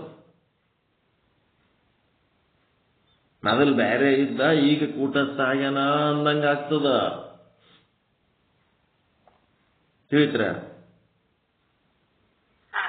ಈ ಅರಿವು ಬರೋದಕ್ಕಿಂತ ಮೊದಲ ಶ್ರವಣ ಮನನ ನಿಧಿಧ್ಯಾಸನ ಮಾಡಿ ಬ್ರಹ್ಮಜ್ಞಾನಿ ಆಗೋದಕ್ಕಿಂತ ಮೊದಲ ಕೂಟಸ್ಥ ಬೇರೆ ಇದ್ದ. ಶ್ರವಣ ಮನನ ನಿಧಿಧ್ಯಾಸನ ಆಗಿ ಕೇಳಿದ ಮೇಲೆ ಬ್ರಹ್ಮಜ್ಞಾನಿ ಆದ್ಮೇಲೆ ಇವ ಕೂಟಸ್ಥ ಆಗ್ಯಾನ ಅನ್ನಿಸ್ತದ. ಹಂಗದ ಏನು ಕೂಟಸ್ಥಂದು? ಜ್ಞಾನ ಕಾಲದಲ್ಲೂ ಅವ ಕೂಟಸ್ಥನೇ ಆಗಿದ್ದ, ಅಜ್ಞಾನ ಕಾಲದಲ್ಲೂ ಅವನು ಕೂಟಸ್ಥನೇ ಆಗಿದ್ದ, ಸಾಧನಾ ಕಾಲದಲ್ಲೂ ಅವನು ಕೂಟಸ್ಥನೇ ಆಗಿದ್ದ. ಅಜ್ಞಾನ ಕಾಲ, ಸಾಧನಾ ಕಾಲ, ಜ್ಞಾನ ಕಾಲ, ಮೂರು ಕಾಲ ಹೌದಾ ಇಲ್ಲ? ಅಜ್ಞಾನ ಕಾಲದ ಕೂಟಸ್ಥ ಬೇರೆ ಏನಾರ ಇದ್ನೇನು? ಕೂಟಸ್ಥನೇ ಇದ್ದ. ಮುಂದೆ ಸಾಧನೆ ಮಾಡುವಾಗ ಏನ್ರ ಕೂಟಸ್ಥ ಚೇಂಜ್ ಆಗಿದ್ನೇನು? ಇಲ್ಲ. ಜ್ಞಾನ ಆದ್ಮೇಲೆ ಕೂಟಸ್ಥ ಏನ್ರ ಚೇಂಜ್ ಆದ್ನೇನು? ಇಲ್ಲ. ಹಿಂಗಾಗಿ ಕೂಟಸ್ಥನಿಗೆ ಅಹಂ ಬ್ರಹ್ಮಾಸ್ಮಿ ಜ್ಞಾನ ಆಗುವುದಿಲ್ಲ. ಆಭಾಸ ಏನಿರ್ತಾನೆ ಅಜ್ಞಾನ ಕಾಲದಲ್ಲಿ ತನ್ನೊಳಗ ನಾನಾ ರೀತಿಯಾದ ಅಜ್ಞಾನ ಆವರಣ ಭ್ರಾಂತಿಗಳನ್ನು ತುಂಬಿಕೊಂಡಿರ್ತಾನೆ. ಸಾಧನ ಕಾಲದಲ್ಲಿ ಏನ್ ಮಾಡ್ತಾನ? ಅವೆಲ್ಲ ಮಿಥ್ಯಾ ಅಂತ ತಿಳ್ಕೊಂಡು ಅವುಗಳನ್ನ ತ್ಯಾಗ ಮಾಡ್ತಾನೆ. ತ್ಯಾಗ ಮಾಡಿ ಮುಂದೆ ಜ್ಞಾನ ಕಾಲದಲ್ಲಿ ಏನಂತಾನ? ನಾ ಕೂಟಸ್ಥನಿದ್ದೇನೆ ಅಂತಾನೆ. ಯಾವಾಗ ಅವ ಕೂಟಸ್ಥ ಆಗ್ತಾನೆ ಅದೇ ಮೋಕ್ಷ. ಮತ್ತಿನ್ನೇನ? ಮೋಹ ಕ್ಷಯ ಆಗದೆ ಮೋಕ್ಷ.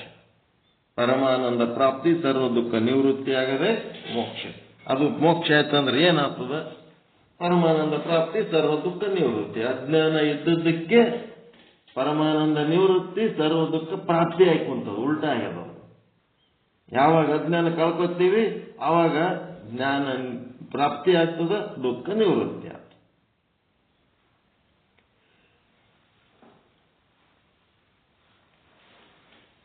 ಹೇಗೆ ಅಂದರೆ ಮುಖದ ಪ್ರತಿಬಿಂಬವು ತನ್ನ ಸ್ವರೂಪವನ್ನು ಬಾಧಿಸಿಕೊಂಡು ಏನ್ ಮಾಡ್ತದ? ಮುಖದೊಡನೆ ಅಭೇದವಾಗುತ್ತದೆ. ಪ್ರತಿಬಿಂಬ ಸಾಧಿಸಿಕೊಂಡು ಮುಖದೊಡನೆ ಅಭೇದವಾಗುತ್ತದೆ. ಆದ್ದರಿಂದ ಪ್ರತಿಬಿಂಬವು ತನ್ನ ಮುಖವೇ ಇರುತ್ತದೆ ಹೊರತು ಇನ್ನೊಂದು ಮುಖ ಇರುವುದಿಲ್ಲ.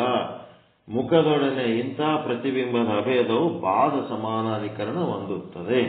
ಅಲ್ಲಿ ಬಿಂಬ ಪ್ರತಿಬಿಂಬ ಅಂತ ಎರಡು ಇದ್ದದ್ದಕ್ಕೆ ಅದು ಬಾಧ ಸಮಾನಾಧಿಕರಣ. ಪ್ರತಿಬಿಂಬ ಮಿಥ್ಯೆ ಮಾಡಿಕೊಂಡಾಗ ಬಿಂಬ ಒಂದೇ ಉಳಿತದಲ್ಲ, ಅದೇ ಬಾಧ ಸಮಾನಾಧಿಕರಣ. ಪ್ರತಿಬಿಂಬದ ಲಕ್ಷಣಗಳು. ಪ್ರತಿಬಿಂಬದ ಲಕ್ಷಣಗಳು ಏನೇನಿರ್ತಾವಪ್ಪ ಅಂದ್ರೆ ಎಷ್ಟೈತೆ ಟೈಮ್? 16.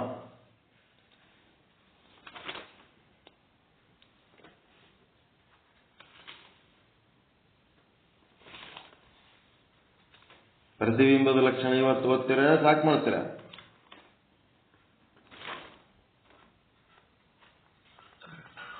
ಏನ್ ನಾಳೆ ಕಲಿತೀರಾ? ನಾಳೆ ಸಾಕು.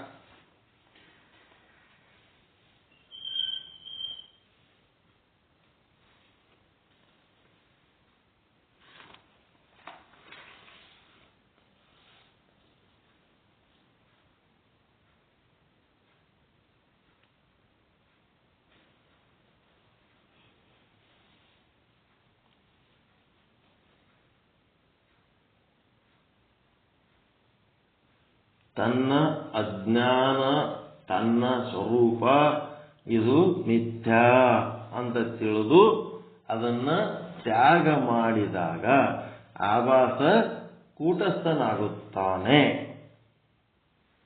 ಎಲ್ಲಿ ತನಕ ತನ್ನ ಸ್ವರೂಪದ ಬಗ್ಗೆ ಅವನಿಗೆ ದೋಷ ದರ್ಶನ ಆಗುವುದಿಲ್ಲ, ತನ್ನ ಸ್ವರೂಪದ ಸತ್ಯ ದರ್ಶನ ಆಗುವುದಿಲ್ಲ, ಅಲ್ಲಿ ತನಕ ಅವನೇನಾಗಿರ್ತಾನ? ಆಭಾಸನಾಗಿರ್ತಾನ. ಆಭಾಸನಾಗಿರುವಾಗ ಕೂಟಸ್ಥನಾಗಿರುವಾಗ ಬ್ರಹ್ಮದಿಂದ ಭಿನ್ನವಾದಂತೆ ತೋರುತ್ತಿರುತ್ತಾನೆ ಅಷ್ಟೇ.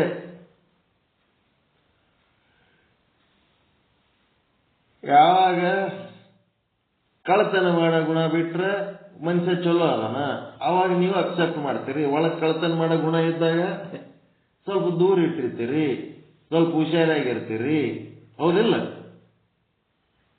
ಆಭಾಸನಲ್ಲಿ ಅವನು ಬ್ರಹ್ಮನೇ ಅದನ, ಕೂಟಸ್ಥನೇ ಅದನ. ಆದ್ರೆ ಒಂದ್ ಸ್ವಲ್ಪ ಅವನ ಸಮಸ್ಯೆ ಏನದ ಅಂದ್ರೆ ಅಜ್ಞಾನ ಅದ ಅವನೊಳಗ.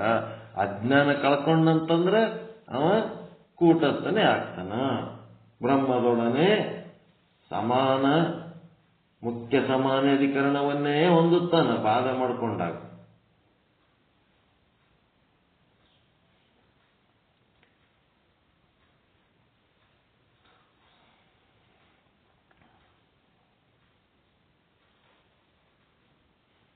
ಕೂಟಸ್ಥಂದು ಬ್ರಹ್ಮಂದು, ಆಭಾಸಂದು ಬ್ರಹ್ಮಂದು, ಮಗ ಮತ್ತು ಮಗಳು ತಂದೆ ದೃಷ್ಟಾಂತದಿಂದ ಸಂಬಂಧ ಅರ್ಥ ಆಗಿರೋ ಸ್ವಚ್ಛ ಅರ್ಥ ಆಗಿರ್ಬೇಕನ್ನಿಸ್ತದ.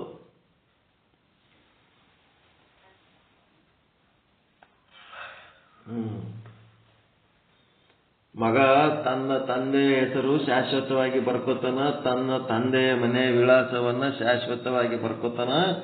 ಅವನದು ಮುಖ್ಯ ಸಮಾನಾಧಿಕರಣ. ಮಗಳು ಅದಕ್ಕೇನ್ ಮಾಡ್ತಾಳ, ತನ್ನ ತಂದೆಯ ಹೆಸರಿನ ಜಾಗದಾಗ ಮದುವೆ ಆದ್ಮೇಲೆ ಗಂಡನ ಹೆಸರು ಬರ್ಕೋತಾಳ, ಮತ್ತ ತನ್ನ ತಂದೆಯ ವಿಳಾಸದ ಜಾಗದಾಗ ಗಂಡನ ಮನೆ ವಿಳಾಸ, ಗಂಡನ ಮನೆ ಅಡ್ಡ ಹೆಸರು ಅದೆಲ್ಲ ಬರ್ಕೋತಾಳ. ಹಿಂಗಾಗಿ ಆಕಿದು ಸಂಬಂಧ ಎಂಥದ್ದು, ಬಾಧ ಸಮಾನಾಧಿಕರಣ ಸಂಬಂಧ. ಈ ಮಗಂದು ಮುಖ್ಯ ಸಮಾನಾಧಿಕರಣ ಸಂಬಂಧ. ವ್ಯತ್ಯಾಸ ಏನು, ದೃಷ್ಟಾಂತದೊಳಗೆ ಮಗ ಮತ್ತು ಮಗಳು ಅಂತ ಎರಡದವ. ಆದ್ರೆ ಇಲ್ಲಿ ನಾನು ಅನ್ನೋದು ಒಂದೇ ತತ್ವ ಅದ. ನಾನು ಅನ್ನೋ ಒಂದೇ ತತ್ವದೊಳಗೆ ಎರಡು ಭಾಗ ಅದ. ಒಂದು ಆಭಾಸ ಭಾಗ, ಒಂದು ಕೂಟಸ್ಥ ಭಾಗ. ಆ ಆಭಾಸ ಭಾಗ ನಾನು ಅನ್ನೋವೇನು ಎರಡದವನ್ರಿ, ಮಗ ಮಗಳ ಎರಡಿದ್ದಂಗ. ನೀವೇನು ಎರಡು ಅನ್ಕೋತೀರೇನು ನಾನು ಅಂತೇಳಿ ಅನ್ನೋದ್ರಾಗ? ಒಂದೇ ನಾನದ. ಆ ಒಂದೇ ನಾನತ್ವದೊಳಗ ಎರಡು ಅಂಶಗಳದವ. ಒಂದು ಕೂಟಸ್ಥ ಅಂಶ, ಇನ್ನ ಒಂದು ಆಭಾಸನ ಅಂಶ. ಕೂಟಸ್ಥ ಅನ್ನೋದು ಏನದ ಅಂತಂದ್ರೆ ಬ್ರಹ್ಮದೊಡನೆ ಮುಖ್ಯ ಸಮಾನಾಧಿಕರಣ ಸಂಬಂಧ. ಅದು ನೇರವಾಗಿ ಬ್ರಹ್ಮನ ಅಂಶನೇ ಅದ ಅದು.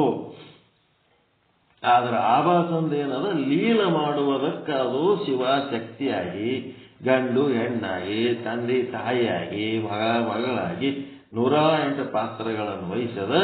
ಅದೆಲ್ಲ ಮಿಥ್ಯ ಪಾತ್ರ, ನಾಟಕದ ಪಾತ್ರಗಳವೆಲ್ಲ. ಆ ಪಾತ್ರಗಳನ್ನ ಇದು ಏನ್ ಮಾಡಬೇಕು, ತ್ಯಾಗ ಮಾಡಬೇಕು. ಇದು ಮಿಥ್ಯ ಅಂತ ತಿಳ್ಕೊಂಡು ಆ ಪಾತ್ರ ತ್ಯಾಗ ಮಾಡಿಕೊಂಡಾಗ, ರಾವಣನ ಪಾತ್ರ ಹಾಕಿದಾಗ ರಾವಣ ಅಂದ್ರೆ ಪರವಾಗಿಲ್ಲ. ಅವ ಗೌಡ ರಾವಣನ ಪಾತ್ರ ಎಲ್ಲ ಕಳಿಸಿ ಊರಾಗ ಅಡ್ಡಾಡ ಟೈಮ್ನೊಳಗ ರಾವಣ ಬಂದ ನೋಡು ಅಂತಂದ್ರೆ ಹಲ್ಲು ಮುರಿತಾನೆ ಹಿಡದು. ಕೂಟಸ್ಥಾಗ ರಾವಣ ಎಲ್ಲಕ್ ಬರ್ತದೇನ್ರಿ? ಗೌಡಗ್ ರಾವಣ ಅಂದ್ರೆ ಬಿಡ್ತಾನ ಅವನು? ಹಂಗ ಅದನ್ನ ಮಿಥ್ಯ ಮಾಡ್ಕೊಂಡು ಬಾಧ ಮಾಡ್ಕೊಂಡ ಮೇಲೆ ಅವನೇನಾಗ್ತಾನೆ, ತನ್ನ ಮೂಲ ಸ್ವರೂಪ ಕೂಟಸ್ಥನಾಗ್ತಾನ. ಆವಾಗ ಅವ ಬ್ರಹ್ಮದೊಡನೆ ಅವನು ಸಂಬಂಧ ಹೊಂದುತ್ತಾನ. ಅದು ರಾವಣ ಪಾತ್ರ ತ್ಯಾಗ ಮಾಡಿದಾಗ ಬ್ರಹ್ಮದೊಡನೆ ಸಂಬಂಧ ಹೊಂದಿದ್ದಕ್ಕೆ ಅದು ಬಾಧ ಸಮಾನಾಧಿಕರಣ. ಗೌಡ ಇದ್ದದ್ದು ಮುಖ್ಯ ಸಮಾನಾಧಿಕರಣ.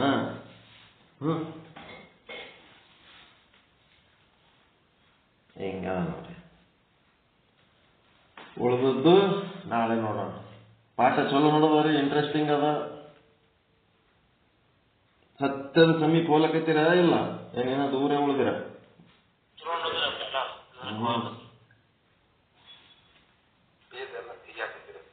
ಭೇದ ಹೋಗ್ಬಿಡ್ತದೆ, ಎಲ್ಲ ಹೋಗ್ಬಿಡ್ತದೆ.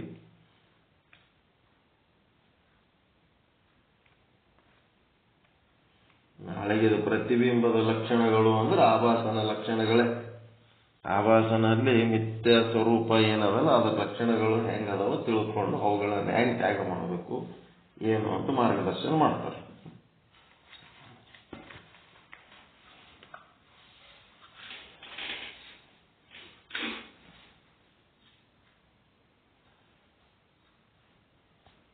ಅದು ಮಿಥ್ಯ ಮಿಥ್ಯ ಮಿಥ್ಯ ಅಂತೇಳಿ ಮಿಥ್ಯ ಜ್ಞಾನದ ಬಲ ಬಂದಾಗ ಆವಾಗೇನತ್ತು, ಸಂಸಾರ ಮೋಹ ಕಡಿಮೆ ಆಗ್ತದೆ, ಹೋಗ್ಬಿಡ್ತದೆ. ತಿಳಿದು ಮೋಹ ಕಡಿಮೆ ಮಾಡ್ಕೋಬೇಕು. ಯಾರೋ ಬಿಟ್ಟಾರ ಅಂತೇಳಿ ನಾವು ಬಿಡ್ತೀವಿ ಅಂತಲ್ಲ. ಒಬ್ಬ ಒಂದು ಇಂಟರ್ವ್ಯೂ ಹಾಕಿವಿ, ನೋಡಿದ್ರಿಲ್ಲ? IIT ಒಳಗ ಇಂಜಿನಿಯರಿಂಗ್ ಮಾಡಿ MTech ಮಾಡಿ PhD ಮಾಡಿದ ನಾವು ಡಾಕ್ಟರೇಟ್ ಅದ. ನಾವು IIT Madras, IIT Bombay, IIT Delhi ಅಂತೇಳಿ IITಗಳು, Indian Institute of Technology, full top most international engineering ಕಾಲೇಜ್ಗಳು. ಬೇರೆ ದೇಶದವರು ನಮ್ಮ ದೇಶದವರು ಎಲ್ಲರೂ ಕೂಡಿ ಓದ್ತಾರಲ್ಲಿ. ಅಲ್ಲಿ ಸೀಟ್ ಸಿಗೋದೇ ಕಷ್ಟ. ಅಲ್ಲಿ IIT ಸೀಟ್ ಸಿಕ್ಕದಂತಂದ್ರೆ ನೌಕರಿ ಕೊಡೋರು ಬೆನ್ನెత్తిರ್ತಾರೆ, ಹೆಣ್ಣು ಕೊಡೋರು ಬೆನ್ನెత్తిರ್ತಾರೆ. ಇವ ಹೊರಗೆ ಬಂದ ಮೇಲೆ ನಮ್ಮ ಫ್ಯಾಕ್ಟ್ರಿಗೆ ಬಾ ಅಂತ ನೀವು ಅಂತಿರ್ತಾನ, ನನ್ನ ಮಗಳಿಗೆ ಮಾಡ್ಕೊತೀವ ಅಂತಿರ್ತಾನ. ಅಂತದ್ರಾಗ ಅವ ಏನಾಗ್ಯಾನ, ಸಾಧು ಸಂತ ಸನ್ಯಾಸಿ ಆಗಿಬಿಟ್ಟ ನಮ್ಮ ಬಾಬಾ ಕುಂಭಮೇಳದಾಗ. ರಾಯಚೂರು DC ಒಬ್ಬ ಆಗ್ಯಾನ.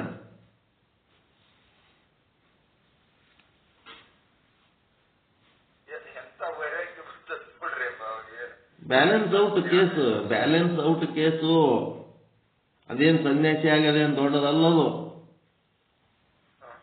ಏನ್ರಿ, ಬ್ಯಾಲೆನ್ಸ್ ಔಟ್ ಆಗ್ಯಾವ ಅಷ್ಟೇ. ಈ ಕಡೆ ಪರಮಾರ್ಥವನ್ನ ತಿಳಿಲಾರದೆ ಸುಮ್ಮನೆ ಸಂಸಾರದಾಗ ಮುಳುಗಿದವರು ಬ್ಯಾಲೆನ್ಸ್ ಔಟ್ ಕೇಸುಗಳು. ಬರೇ ಸಂಸಾರದಾಗ ಮುಳುಗಿದವರು ಬ್ಯಾಲೆನ್ಸ್ ಔಟ್ ಆಗ್ಯಾರ, ಸಮತೋಲನ ಕಳ್ಕೊಂಡಾರ. ಮತ್ತ ಈ ಪರಮಾರ್ಥ ತಿಳಿದ ತಿಳಕ್ಕೆ ಈ ಸಂಸಾರಿಕ ಬದುಕನ್ನು ತ್ಯಾಗ ಮಾಡಿ ಬರೀ ಸಂತ ಸಾಧು ಸನ್ಯಾಸಿ ಬಾಬಾ ಆಗ್ಯಾರಲ್ಲ, ಅವು ಬ್ಯಾಲೆನ್ಸ್ ಔಟ್ ಕೇಸುಗಳೇ.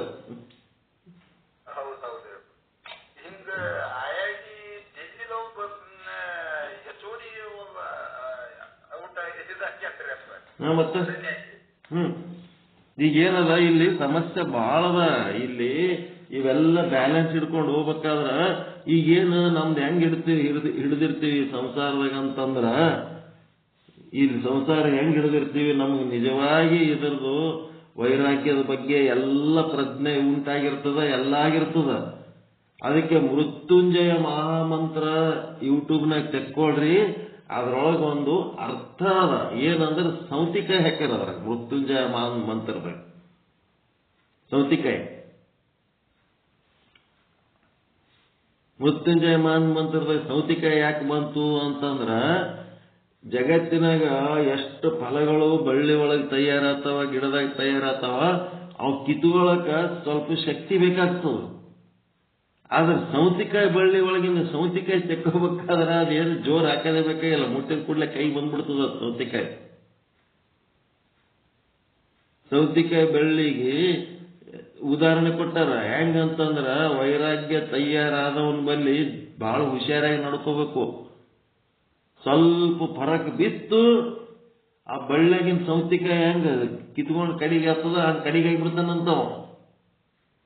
ಬ್ಯಾಲೆನ್ಸ್ ಔಟ್ ಆಗ್ತಾನ, ಬ್ಯಾಲೆನ್ಸ್ ಔಟ್ ಆಗಿಬಿಡ್ತದ. ಆ ಬ್ಯಾಲೆನ್ಸ್ ಹಿಡ್ಕೊಂಡು ಹೋಗ್ಬೇಕು. ನಮಗೆ ವೈರಾಗ್ಯ ಬಂದದ ಅಂತೇಳಿ ಬುದ್ಧ ಎದ್ದು ಆದಂಗೆ ಹೋಗೋದಲ್ಲದು. ಇದನ್ನು ಬಿಡಬಾರ್ದು, ಅದನ್ನು ಬಿಡಬಾರ್ದು.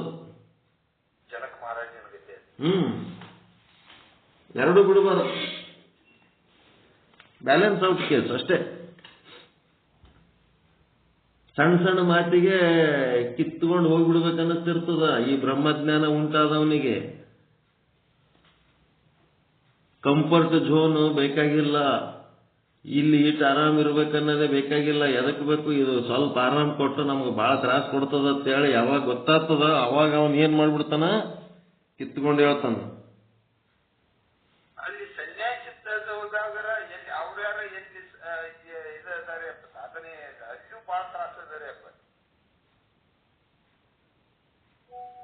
ಅವ್ರವ್ರಿಗೆ ಅದು ತ್ರಾಸ ಅನ್ಸೋದು ಸುಖ ಅನ್ಸೋದು ಅದು ಅವ್ರಿಗೆ ಬಿಟ್ಟದ್ದು. ನಿಮಗ್ ತ್ರಾಸ ಅನ್ನಿಸ್ತದ, ಅವ್ರಿಗೆ ಅದು ಸುಖ ಅನ್ಸಿರ್ತದ. ಈ ಸಂಸಾರ ದುಃಖದಕ್ಕಿಂತ ಅದು ಸುಖನೇ.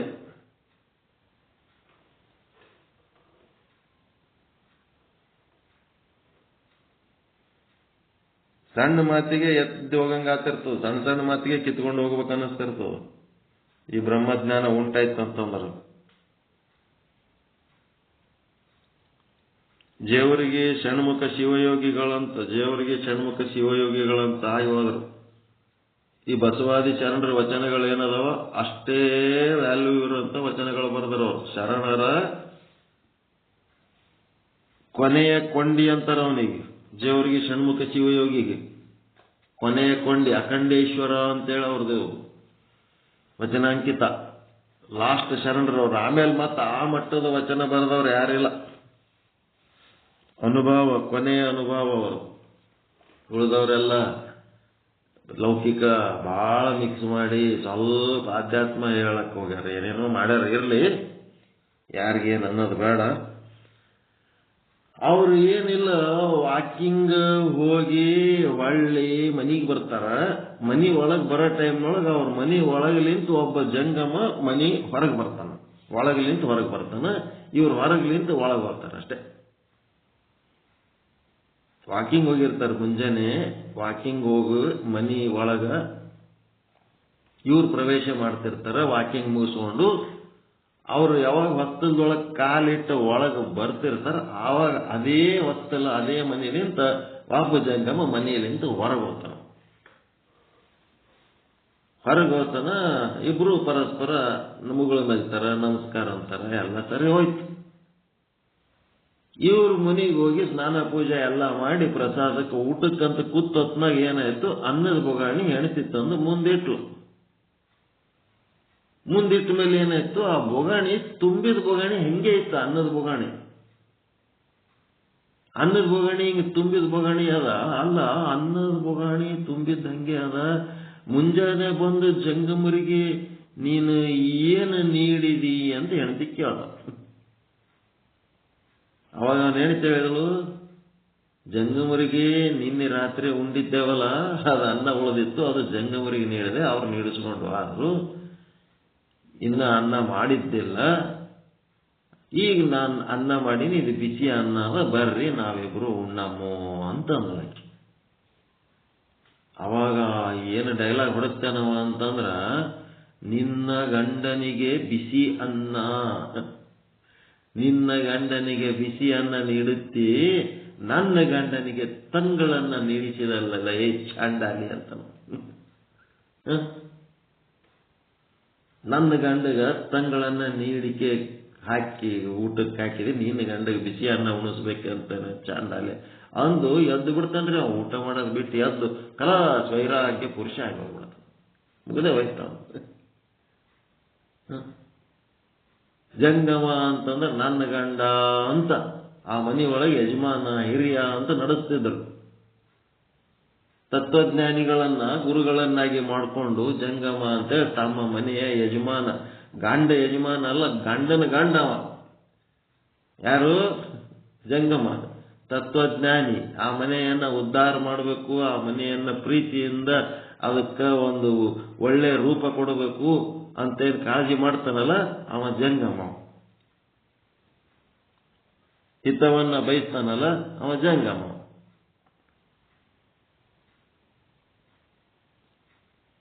ಒಂದು 1,96,000 ಜಂಗಮರನ್ನ ಸಾಕಿದ ಬಸವಣ್ಣನ ಭಕ್ತರು ಆ ಜಂಗಮನನ್ನೇ ಹೀಯಾಳಿಸಿ ಜಂಗಮರಿಗೆ ಕವಡಿ ಕಾಸಿನ ಕಿಮ್ಮತ್ತಿರ್ಲಾರ್ದಾಗ ಮಾಡಿ ತಾವೇ ಗುರುಗಳು, ತಾವೇ ಜಂಗಮರಾಗ್ಲಕ್ ಹೋಗ್ತಾ ಇದ್ದಾರಲ್ಲ, ಇದು ದಾರಿಯಾಗಿದ್ದವ್ರ ಲಕ್ಷಣ, ದಾರಿ ಬಿಟ್ಟವ್ರ ಲಕ್ಷಣ ನೋಡ್ರಿ, ವಿಚಾರ ಮಾಡ್ರಿ ನೀವೇ. ಅಲ್ಲಿ ಗುರು ಶಿಷ್ಯ ಪರಂಪರೆ ಇಲ್ಲ, ಇವರು ಬಸವಣ್ಣನ ಹೆಸರ ಮೇಲೆ ಗುರು ಶಿಷ್ಯರಾಗ್ಲಕತ್ತಾರ. ಅಲ್ಲಿ ಜಂಗಮಗ ಒಂದು ಕ್ಷಣ ಏನಾದರೂ ನೋವಾದ್ರೆ ನನ್ನ ಪ್ರಾಣ ಹೋಗ್ಬೇಕು ಕೂಡಲ ಸಂಗಮ ದೇವತ ಜಂಗಮ ಪ್ರಾಣಿ ಅಂತಾರೆ ಬಸವಣ್ಣಗೆ.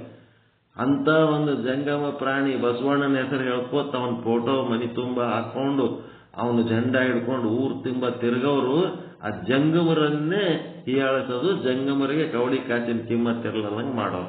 ತತ್ವಜ್ಞಾನಿಗಳಿಗೆ ಆ ರೀತಿ ಹೀಯಾಳಿಸಿ ಆ ರೀತಿ ಮಾತನಾಡಿ ಯಾವ ಬಸವ ತತ್ವ ಫಾಲೋ ಮಾಡ್ತಾರೆ, ಯಾವ ಬಸವ ಧರ್ಮ ಮಾಡ್ತಾರೆ ಇವರು?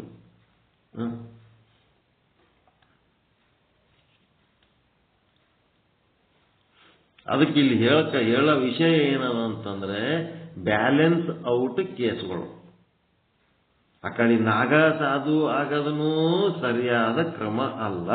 ಅವ್ರಿಗೆ ಸರಿ ಇರ್ಬೋದು, ವೇದಾಂತ ಸಿದ್ಧಾಂತದ ಪ್ರಕಾರ ಅದು ಸರಿಯಾದ ಕ್ರಮ ಅಲ್ಲ. ಈ ಕಡೆ ಏನೇನು ಅರಿವಿರ್ಲಾರ್ದಂಗೆ ಬರೀ ಸಂಸಾರದಾಗ ಮುಳುಗಿರೋದು ಇದೂ ಸರಿಯಾದ ಕ್ರಮ ಅಲ್ಲ. ಲೌಕಿಕ ಭೋಗ, ಬರೀ ಲೌಕಿಕ ಭೋಗ, ಬರೀ ಪರಮಾರ್ಥ ಸಾಧನೆ, ಅವೆರಡು ಏನದಾವ ಅಂದ್ರೆ ಬ್ಯಾಲೆನ್ಸ್ ಔಟ್ ಕೇಸುಗಳು ನಮ್ಮ ಲೆಕ್ಕದ ಪ್ರಕಾರ.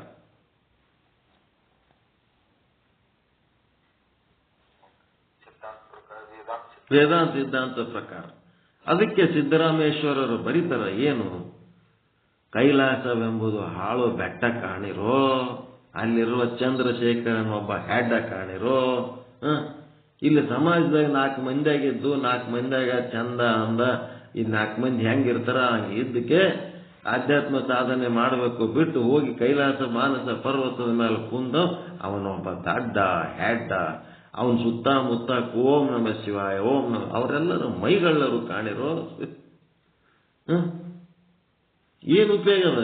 ಕೈಲಾಸ ಮಾನಸ ಪರ್ವತ ಮೇಲೆ ಹೋಗಿ ಕೂತಿಕೆ ಅವ್ರ ಜೀವನದಿಂದ ಜಗತ್ತಿಗೆ ಏನು ಉಪಯೋಗ ಅದ?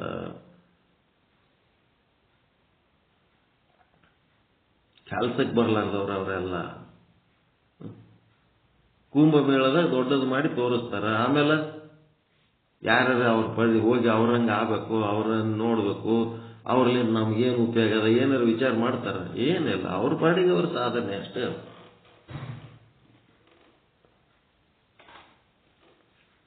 ವೇದಾಂತ ಸಿದ್ಧಾಂತದ ಪ್ರಕಾರ ಅದು ಇಲ್ಲ. ಜಾಣನ್ಯಾರು ಅಂತೇಳಿ ನಿಜಗುಣ ಶಿವಗಳು ಹೇಳ್ತಾರೆ. ಲೌಕಿಕ ಪರಮಾರ್ಥಗಳೆರಡನ್ನ ಸಮತೋಲನ ಮಾಡಿಕೊಂಡು ಹೋಗುವವನೇ ಜಾಣ. ಬುದ್ಧನಿಗೆ ಪಾರಮಾರ್ಥಿಕ ಜ್ಞಾನ ಆಗ್ಯದಂತೇಳಿ ಎದ್ದು ಹೋಗ್ಬಿಟ್ಟ. ಎದ್ದಾದ್ಮೇಲೆ ಮುಂದ ತತ್ವಜ್ಞಾನಿಯಾಗಿ ಭಿಕ್ಷೆ ಬೇಡ್ಕೋತ ಮತ್ತ ತನ್ನ ಹೆಂಡತಿ ಮನಿ ಮುಂದೆ ಬಂದು ಭಿಕ್ಷೆ ಬೇಡ್ದ. ಭವತಿ ಭಿಕ್ಷಾ ಅಂದೇಹಿ. ಆವಾಗಕ್ಕೆ ಯಶೋಧರೆ ಹೊರಗೆ ಬಂದು ಗಂಡ ಹೇಳ್ತಾಳ ಏನಂತ, ನೀನು ಜಗತ್ತಿಗೆ ಭಾರಿ ದೊಡ್ಡ ತತ್ವಜ್ಞಾನಿಯಾಗಿ ಏನಾರ ಉಪದೇಶ ಮಾಡ್ತಿರ್ಬೋದು, ಆದರೆ ಕಟ್ಕೊಂಡು ಹೆಂಡತಿಗೆ ಕೈ ಕೊಟ್ಟು ಮಧ್ಯರಾತ್ರಿಯಲ್ಲಿ ಎದ್ದು ಹೋಗ್ಯಾನಂತ ಕಳಂಕ ನಿನಗೆ ಎಂದೂ ಬಿಡಂಗಿಲ್ಲ ಅದು ಅಂತಳಕ್ಕೆ. 100 ವರ್ಷ ಇವ ನನ್ನ ಸಂಗಟ ಇರ್ತಾನಂತ ನಂಬಿ ಬಂದಕ್ಕೀಗ ಆಕಿಗೆ ಆಘಾತ ಆಗ್ಯದ ಇಲ್ಲ ಇವ ಬುದ್ಧ ಎದ್ದು ಹೋಗಿದ್ದಕ್ಕ? ಹೇಳಿ ಹೋಗ್ಬೇಕಿತ್ತಂತಳಕ್ಕೆ ಅಷ್ಟೇ. ನೀ ನನಗೆ ಹೇಳಿ ಹೋಗ್ಬೇಕಿತ್ತು. ನಿದ್ದೆ ಎತ್ತಿದ ಎದ್ದು ಹೋಗ್ತಿದ ಅಂದ್ರೆ ನಂದು ಯಾವ ಪಾತ್ರನೂ ಇಲ್ಲ ನಿನ್ನ ಜೀವನದಾಗ, ನನ್ನ ಬೆಲೆನೇ ಇಲ್ಲ ನಿನ್ನ ಜೀವನದಾಗ. ಕಟ್ಕೊಂಡು ಹೆಂಡತಿಗೆ ಬೆಲೆ ಕೊಟ್ಟಿಲ್ಲ ಅಂತಂದ್ರೆ ಇನ್ನು ಏನು ಮಾಡ್ತೀನಿ ನೀನು? ನಿನ್ನ ನಂಬಿದ ಜೀವಿ ಯಾ ಸಾಧನೆ ಅಂತಾರೆ ಇದಕ್ಕೆ ನಿನ್ನ ಅಂತಳ. ಅದಕ್ಕೆ ಬಸವಣ್ಣವ್ರು ಏನ್ ಮಾಡಿದ್ರು, ಈ ಲೋಕಕ್ಕೆ ಬಂದ ನನ್ನ ಎಲ್ಲಾ ಲೀಲೆಗಳು ಏನೇನ್ ಬರ್ಬೇಕು ಮಾಡಿದೆವು, ಇದಕ್ಕಿನ್ನ ಹೆಚ್ಚಿಗೆ ಸುಧಾರಣೆ ಮಾಡ್ಲಿಕ್ಕಾಗಲ್ಲ, ಇದು ಹಾಳಾಗ ಪರಿಸ್ಥಿತಿ ಬಂತು, ಇದು ಹಾಳಾಗ ಕಲ್ಯಾಣ, ಈಗ ನಾವು ಇಲ್ಲಿ ಏನ್ ಮಾಡೋದು ಅರ್ಥ ಇಲ್ಲ. ಹಿಂಗಾಗಿ ನಾವೇನ್ ಮಾಡ್ಬೇಕು, ಇಲ್ಲಿ ಲಿಂಗೈಕ್ಯ ಆಗಬೇಕು ಅಂತೇಳಿ ಲಿಂಗಾರ್ಚನೆ, ಕೊನೆಯ ಲಿಂಗಾರ್ಚನೆ, ಲಿಂಗದೊಳಗೆ ಐಕ್ಯ ಆಗೋದು ಕೊನೆಯ ಲಿಂಗಾರ್ಚನೆ. ಆವಾಗ ಅವ್ರು ಏನ್ ಮಾಡ್ತಾರ, ನಾನು ಲಿಂಗೈಕ್ಯ ಆಗೋ ವಿಷಯ ನಾ ಸತ್ತ ಮೇಲೆ ನೀಲಾಂಬಿಕಾ ತಾಯಿಗೆ ತಿಳಿಬಾರದು, ನಾನು ಇರೋದ್ರಾಗೆ ತಿಳಿಬೇಕು. ಅಕ್ಕಿನೂ ಬರ್ತಿದ್ರು ಬಾನು, ಇಬ್ರು ಕೂಡಿ ಒಂದೇ ಕಡೆ ಕೂತು ಲಿಂಗ ಪೂಜೆ ಮಾಡಿಕೊಂಡು ಇಬ್ರು ಕೂಡಿ ಐಕ್ಯ ಆಗೋಣ ಅಂತೇಳಿ ಗಂಗಾಂಬಿಕಾ ತಾಯಿ ಅಂತೂ ಹೋಗ್ಬಿಟ್ಟಿರ್ತಾವ ಯುದ್ಧ ಮಾಡ್ಕೊತ. ಆಕಿ ಇವು ವಚನ ಸಾಹಿತ್ಯ ರಕ್ಷಣೆ ಮಾಡೋದಕ್ಕಂತೇಳಿ ಖಡ್ಗ ಹಿಡಿದು ಹೋರಾಟ ಮಾಡಿ ಎಲ್ಲೋ ಯುದ್ಧದಾಗ ಸತ್ತೋಗ್ಬಿಟ್ಟಿರ್ತಾಳೆ.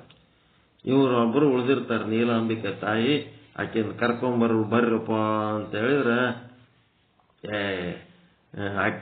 ನೀಲಾಂಬಿಕಾ ತಾಯಿ ಬಸವಣ್ಣನ ಅಪ್ಪ ಇದ್ದಂಗಿರ್ತಾಳ. ಆಕೆ ಇನ್ನ ದೊಡ್ಡ ಪ್ರಮಾಣದ ಸಾಧಕ ಇರ್ತಾಳ. ಆಕೆ ಸಾಮಾನ್ಯ ಇರಲ್ಲ. ಆಕೆ ಏನಂತಾಳ, ಲಿಂಗೈಕ್ಯ ಆಗ್ಬೇಕು, ಲಿಂಗ ಪೂಜೆ ಮಾಡ್ಕೋಬೇಕಾದ್ರೆ ಏನ್ ಕಲ್ಯಾಣದಾಗೆ ಹೋಗಿ ಮಾಡ್ಕೋಬೇಕೇನಲ್ಲಿ, ಕೂಡಲ್ ಸಂಗಮದಾಗೆ ಮಾಡ್ಕೋಬೇಕಾ ಏನಲ್ಲಿ? ಯಾಕ ಇಲ್ಲಿ ಕಪ್ಪಡಿ ಸಂಗಮನ ಇಲ್ಲಿ ಬರಂಗಿಲ್ಲ ಏನಿದು? ಅದು ಯಾವ್ದ ಊರದಲ್ಲ, ತಂಗಡಿಗೆ ರಕ್ಕಸಿಗೆ ಏನದಲ್ಲ. ಹಾಗೆ ನಮ್ಮ ಊರಾಗ ಕೂತ್ ನಾ ಪೂಜೆ ಮಾಡ್ಕೊಂಡ್ರು ಅದೇ ಲಿಂಗದಾಗ ಐಕ್ಯ ಹತ್ತೀನಿ, ಅವನ ಊರಾಗ ಕೂತ್ ಅವಲ್ಲಿ ಪೂಜೆ ಮಾಡ್ಕೊಂಡ್ರು ಅದೇ ಲಿಂಗದಾಗ ಐಕ್ಯ ಹತ್ತೀವಿ. ಲಿಂಗ ಬೇರೆ ಅದೇನಪ್ಪ, ನಾವು ಐಕ್ಯ ಆಗ್ಯದ್ರಾಗ ಅಂತ ಅವಕ್ಕೆ. ಬಸವಣ್ಣನಕ್ಕಿಂತ ನೀಲಾಂಬಿಕೆ ತಾಯಿ ತತ್ವ ದೊಡ್ಡದೌದಾ ಇಲ್ಲ? ಇನ್ನ ಸ್ಥಾನ ಭೇದ ಇತ್ತು, ಅಲ್ಲಿ ಇಲ್ಲಿ ಅನ್ನ ಉಭಯ ಸಂದೇಹ ಇತ್ತು ಬಸವಣ್ಣಗೆ. ಆಕೆ ಅದು ಕಳ್ಕೊಂಡ್ಬಿಟ್ಟಿದ್ದಳು.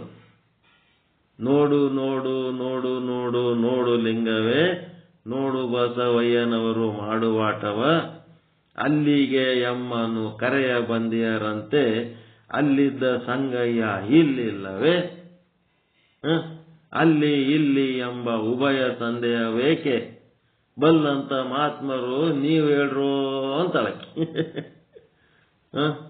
ಅಲ್ಲಿ ಇಲ್ಲಿ ಬೇರೆ ಅದೇನಪ್ಪ ಅಂತ ಕೇಳ್ತಾಳೆ. ಏನಿಲ್ಲ, ನಾ ಇಲ್ಲಿ ಕೂತು ಲಿಂಗ ಪೂಜೆ ಮಾಡ್ಕೋತೀನಿ, ಬಸವಣ್ಣಗೆ ಅಲ್ಲಿ ಕೂತು ಲಿಂಗ ಪೂಜೆ ಮಾಡ್ಕೊ. ಅವ ಪಂಚಮಿ, ನಾಗರ ಪಂಚಮಿ ದಿವಸ ಬಸವಣ್ಣ ಐಕ್ಯ ಆತಾರ, ನೀಲಾಂಬಿಕೆ ತಾಯಿ ಮರುದಿನ ಷಷ್ಠಿ ದಿವಸ ಐಕ್ಯ ಆತಾಳ. ನೀಲಾಂಬಿಕಾ ಷಷ್ಠಿ, ಬಸವ ಪಂಚಮಿ, ನಾಗರ ಪಂಚಮಿಗೆ ಹಿಂಗೆ ಹೇಳ್ತಾರ. ಆಗಿನ ಕಾಲದಾಗೆ ಯಾರು ನೋಡ್ಯಾರು ಯಾರು ಬಿಟ್ಟಾರು ಈಗ ಇವೆಲ್ಲ ಜಮಾಸ್ಲಕತ್ತಾರ. ತಪ್ಪೇನವ, ಒಳ್ಳೇದು ಜಮಾಸ್ತಾರ, ಆಯ್ತಪ್ಪ ನಾವು ಅವ್ರಂಗೆ ಅಂದ್ಬಿಟ್ರಿ ಏನು ಸಮಸ್ಯೆ ಏನು? ಯಾರು ಹೆಂಗಿದ್ರು ಯಾರಿಗ್ ಗೊತ್ತು.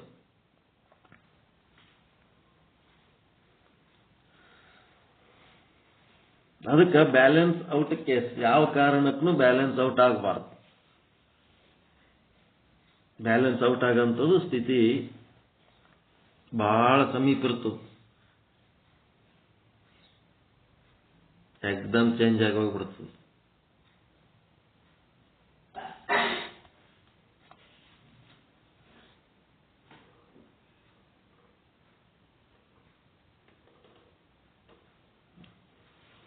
ಮತ್ತೇನ್ರಿ, ಯಾರೇನ್ರಿ ಮಾತಾಡ್ಬೇಕಾ, ಏನ್ರ ಹೇಳ್ಬೇಕಾ? ಸಾಕ?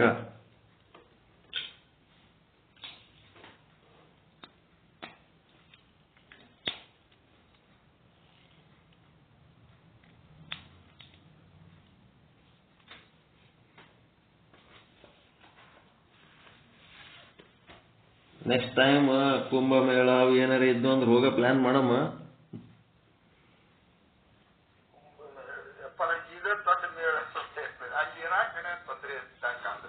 ಏನಿಲ್ಲ, ಅಲ್ಲೆಲ್ಲರೂ ಹೆಂಗಿರ್ತಾರ ಹಂಗಿರೋದು.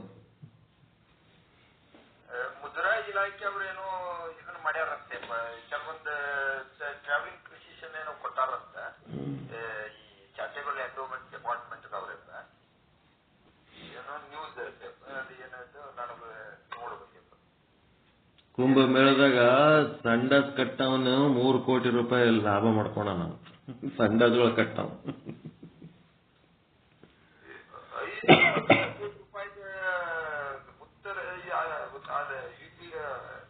ಯೋಗಿನಾಥ್ ಗೌರ್ಮೆಂಟ್ ದುಡ್ಡು ಬರ್ತದಂತೆ ಇನ್ಕಮ್ 5 ಲಕ್ಷ ಕೋಟಿ. ದಿವಸ 3-4 ಕೋಟಿ ಮಂದಿ ಇದನ್ನ ಮಾಡ್ತಾರೆ. 45 ದಿವಸ ನಡೀತದಂತೆ. ದೊಡ್ಡ ಪ್ರಮಾಣ ಐತೆ. 144 ವರ್ಷಕ್ಕೇನು ಒಮ್ಮೆ ಮೇಳ ಆಗ್ತದಂತೆ. ಬರೀ ಸಂಡಾಸ್ ಕಟ್ಟವ್ 3 ಕೋಟಿ ಮಾಡ್ಯಾನಂತ ಲಾಭ.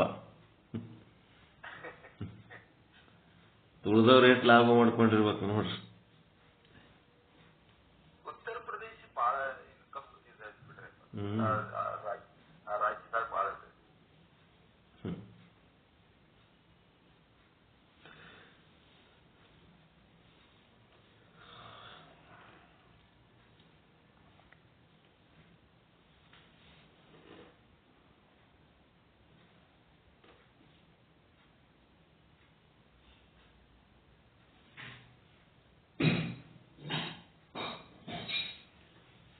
ಓಕೆ, ಎಲ್ಲರಿಗೂ ಶರಣಾರ್ಥಿಗಳು.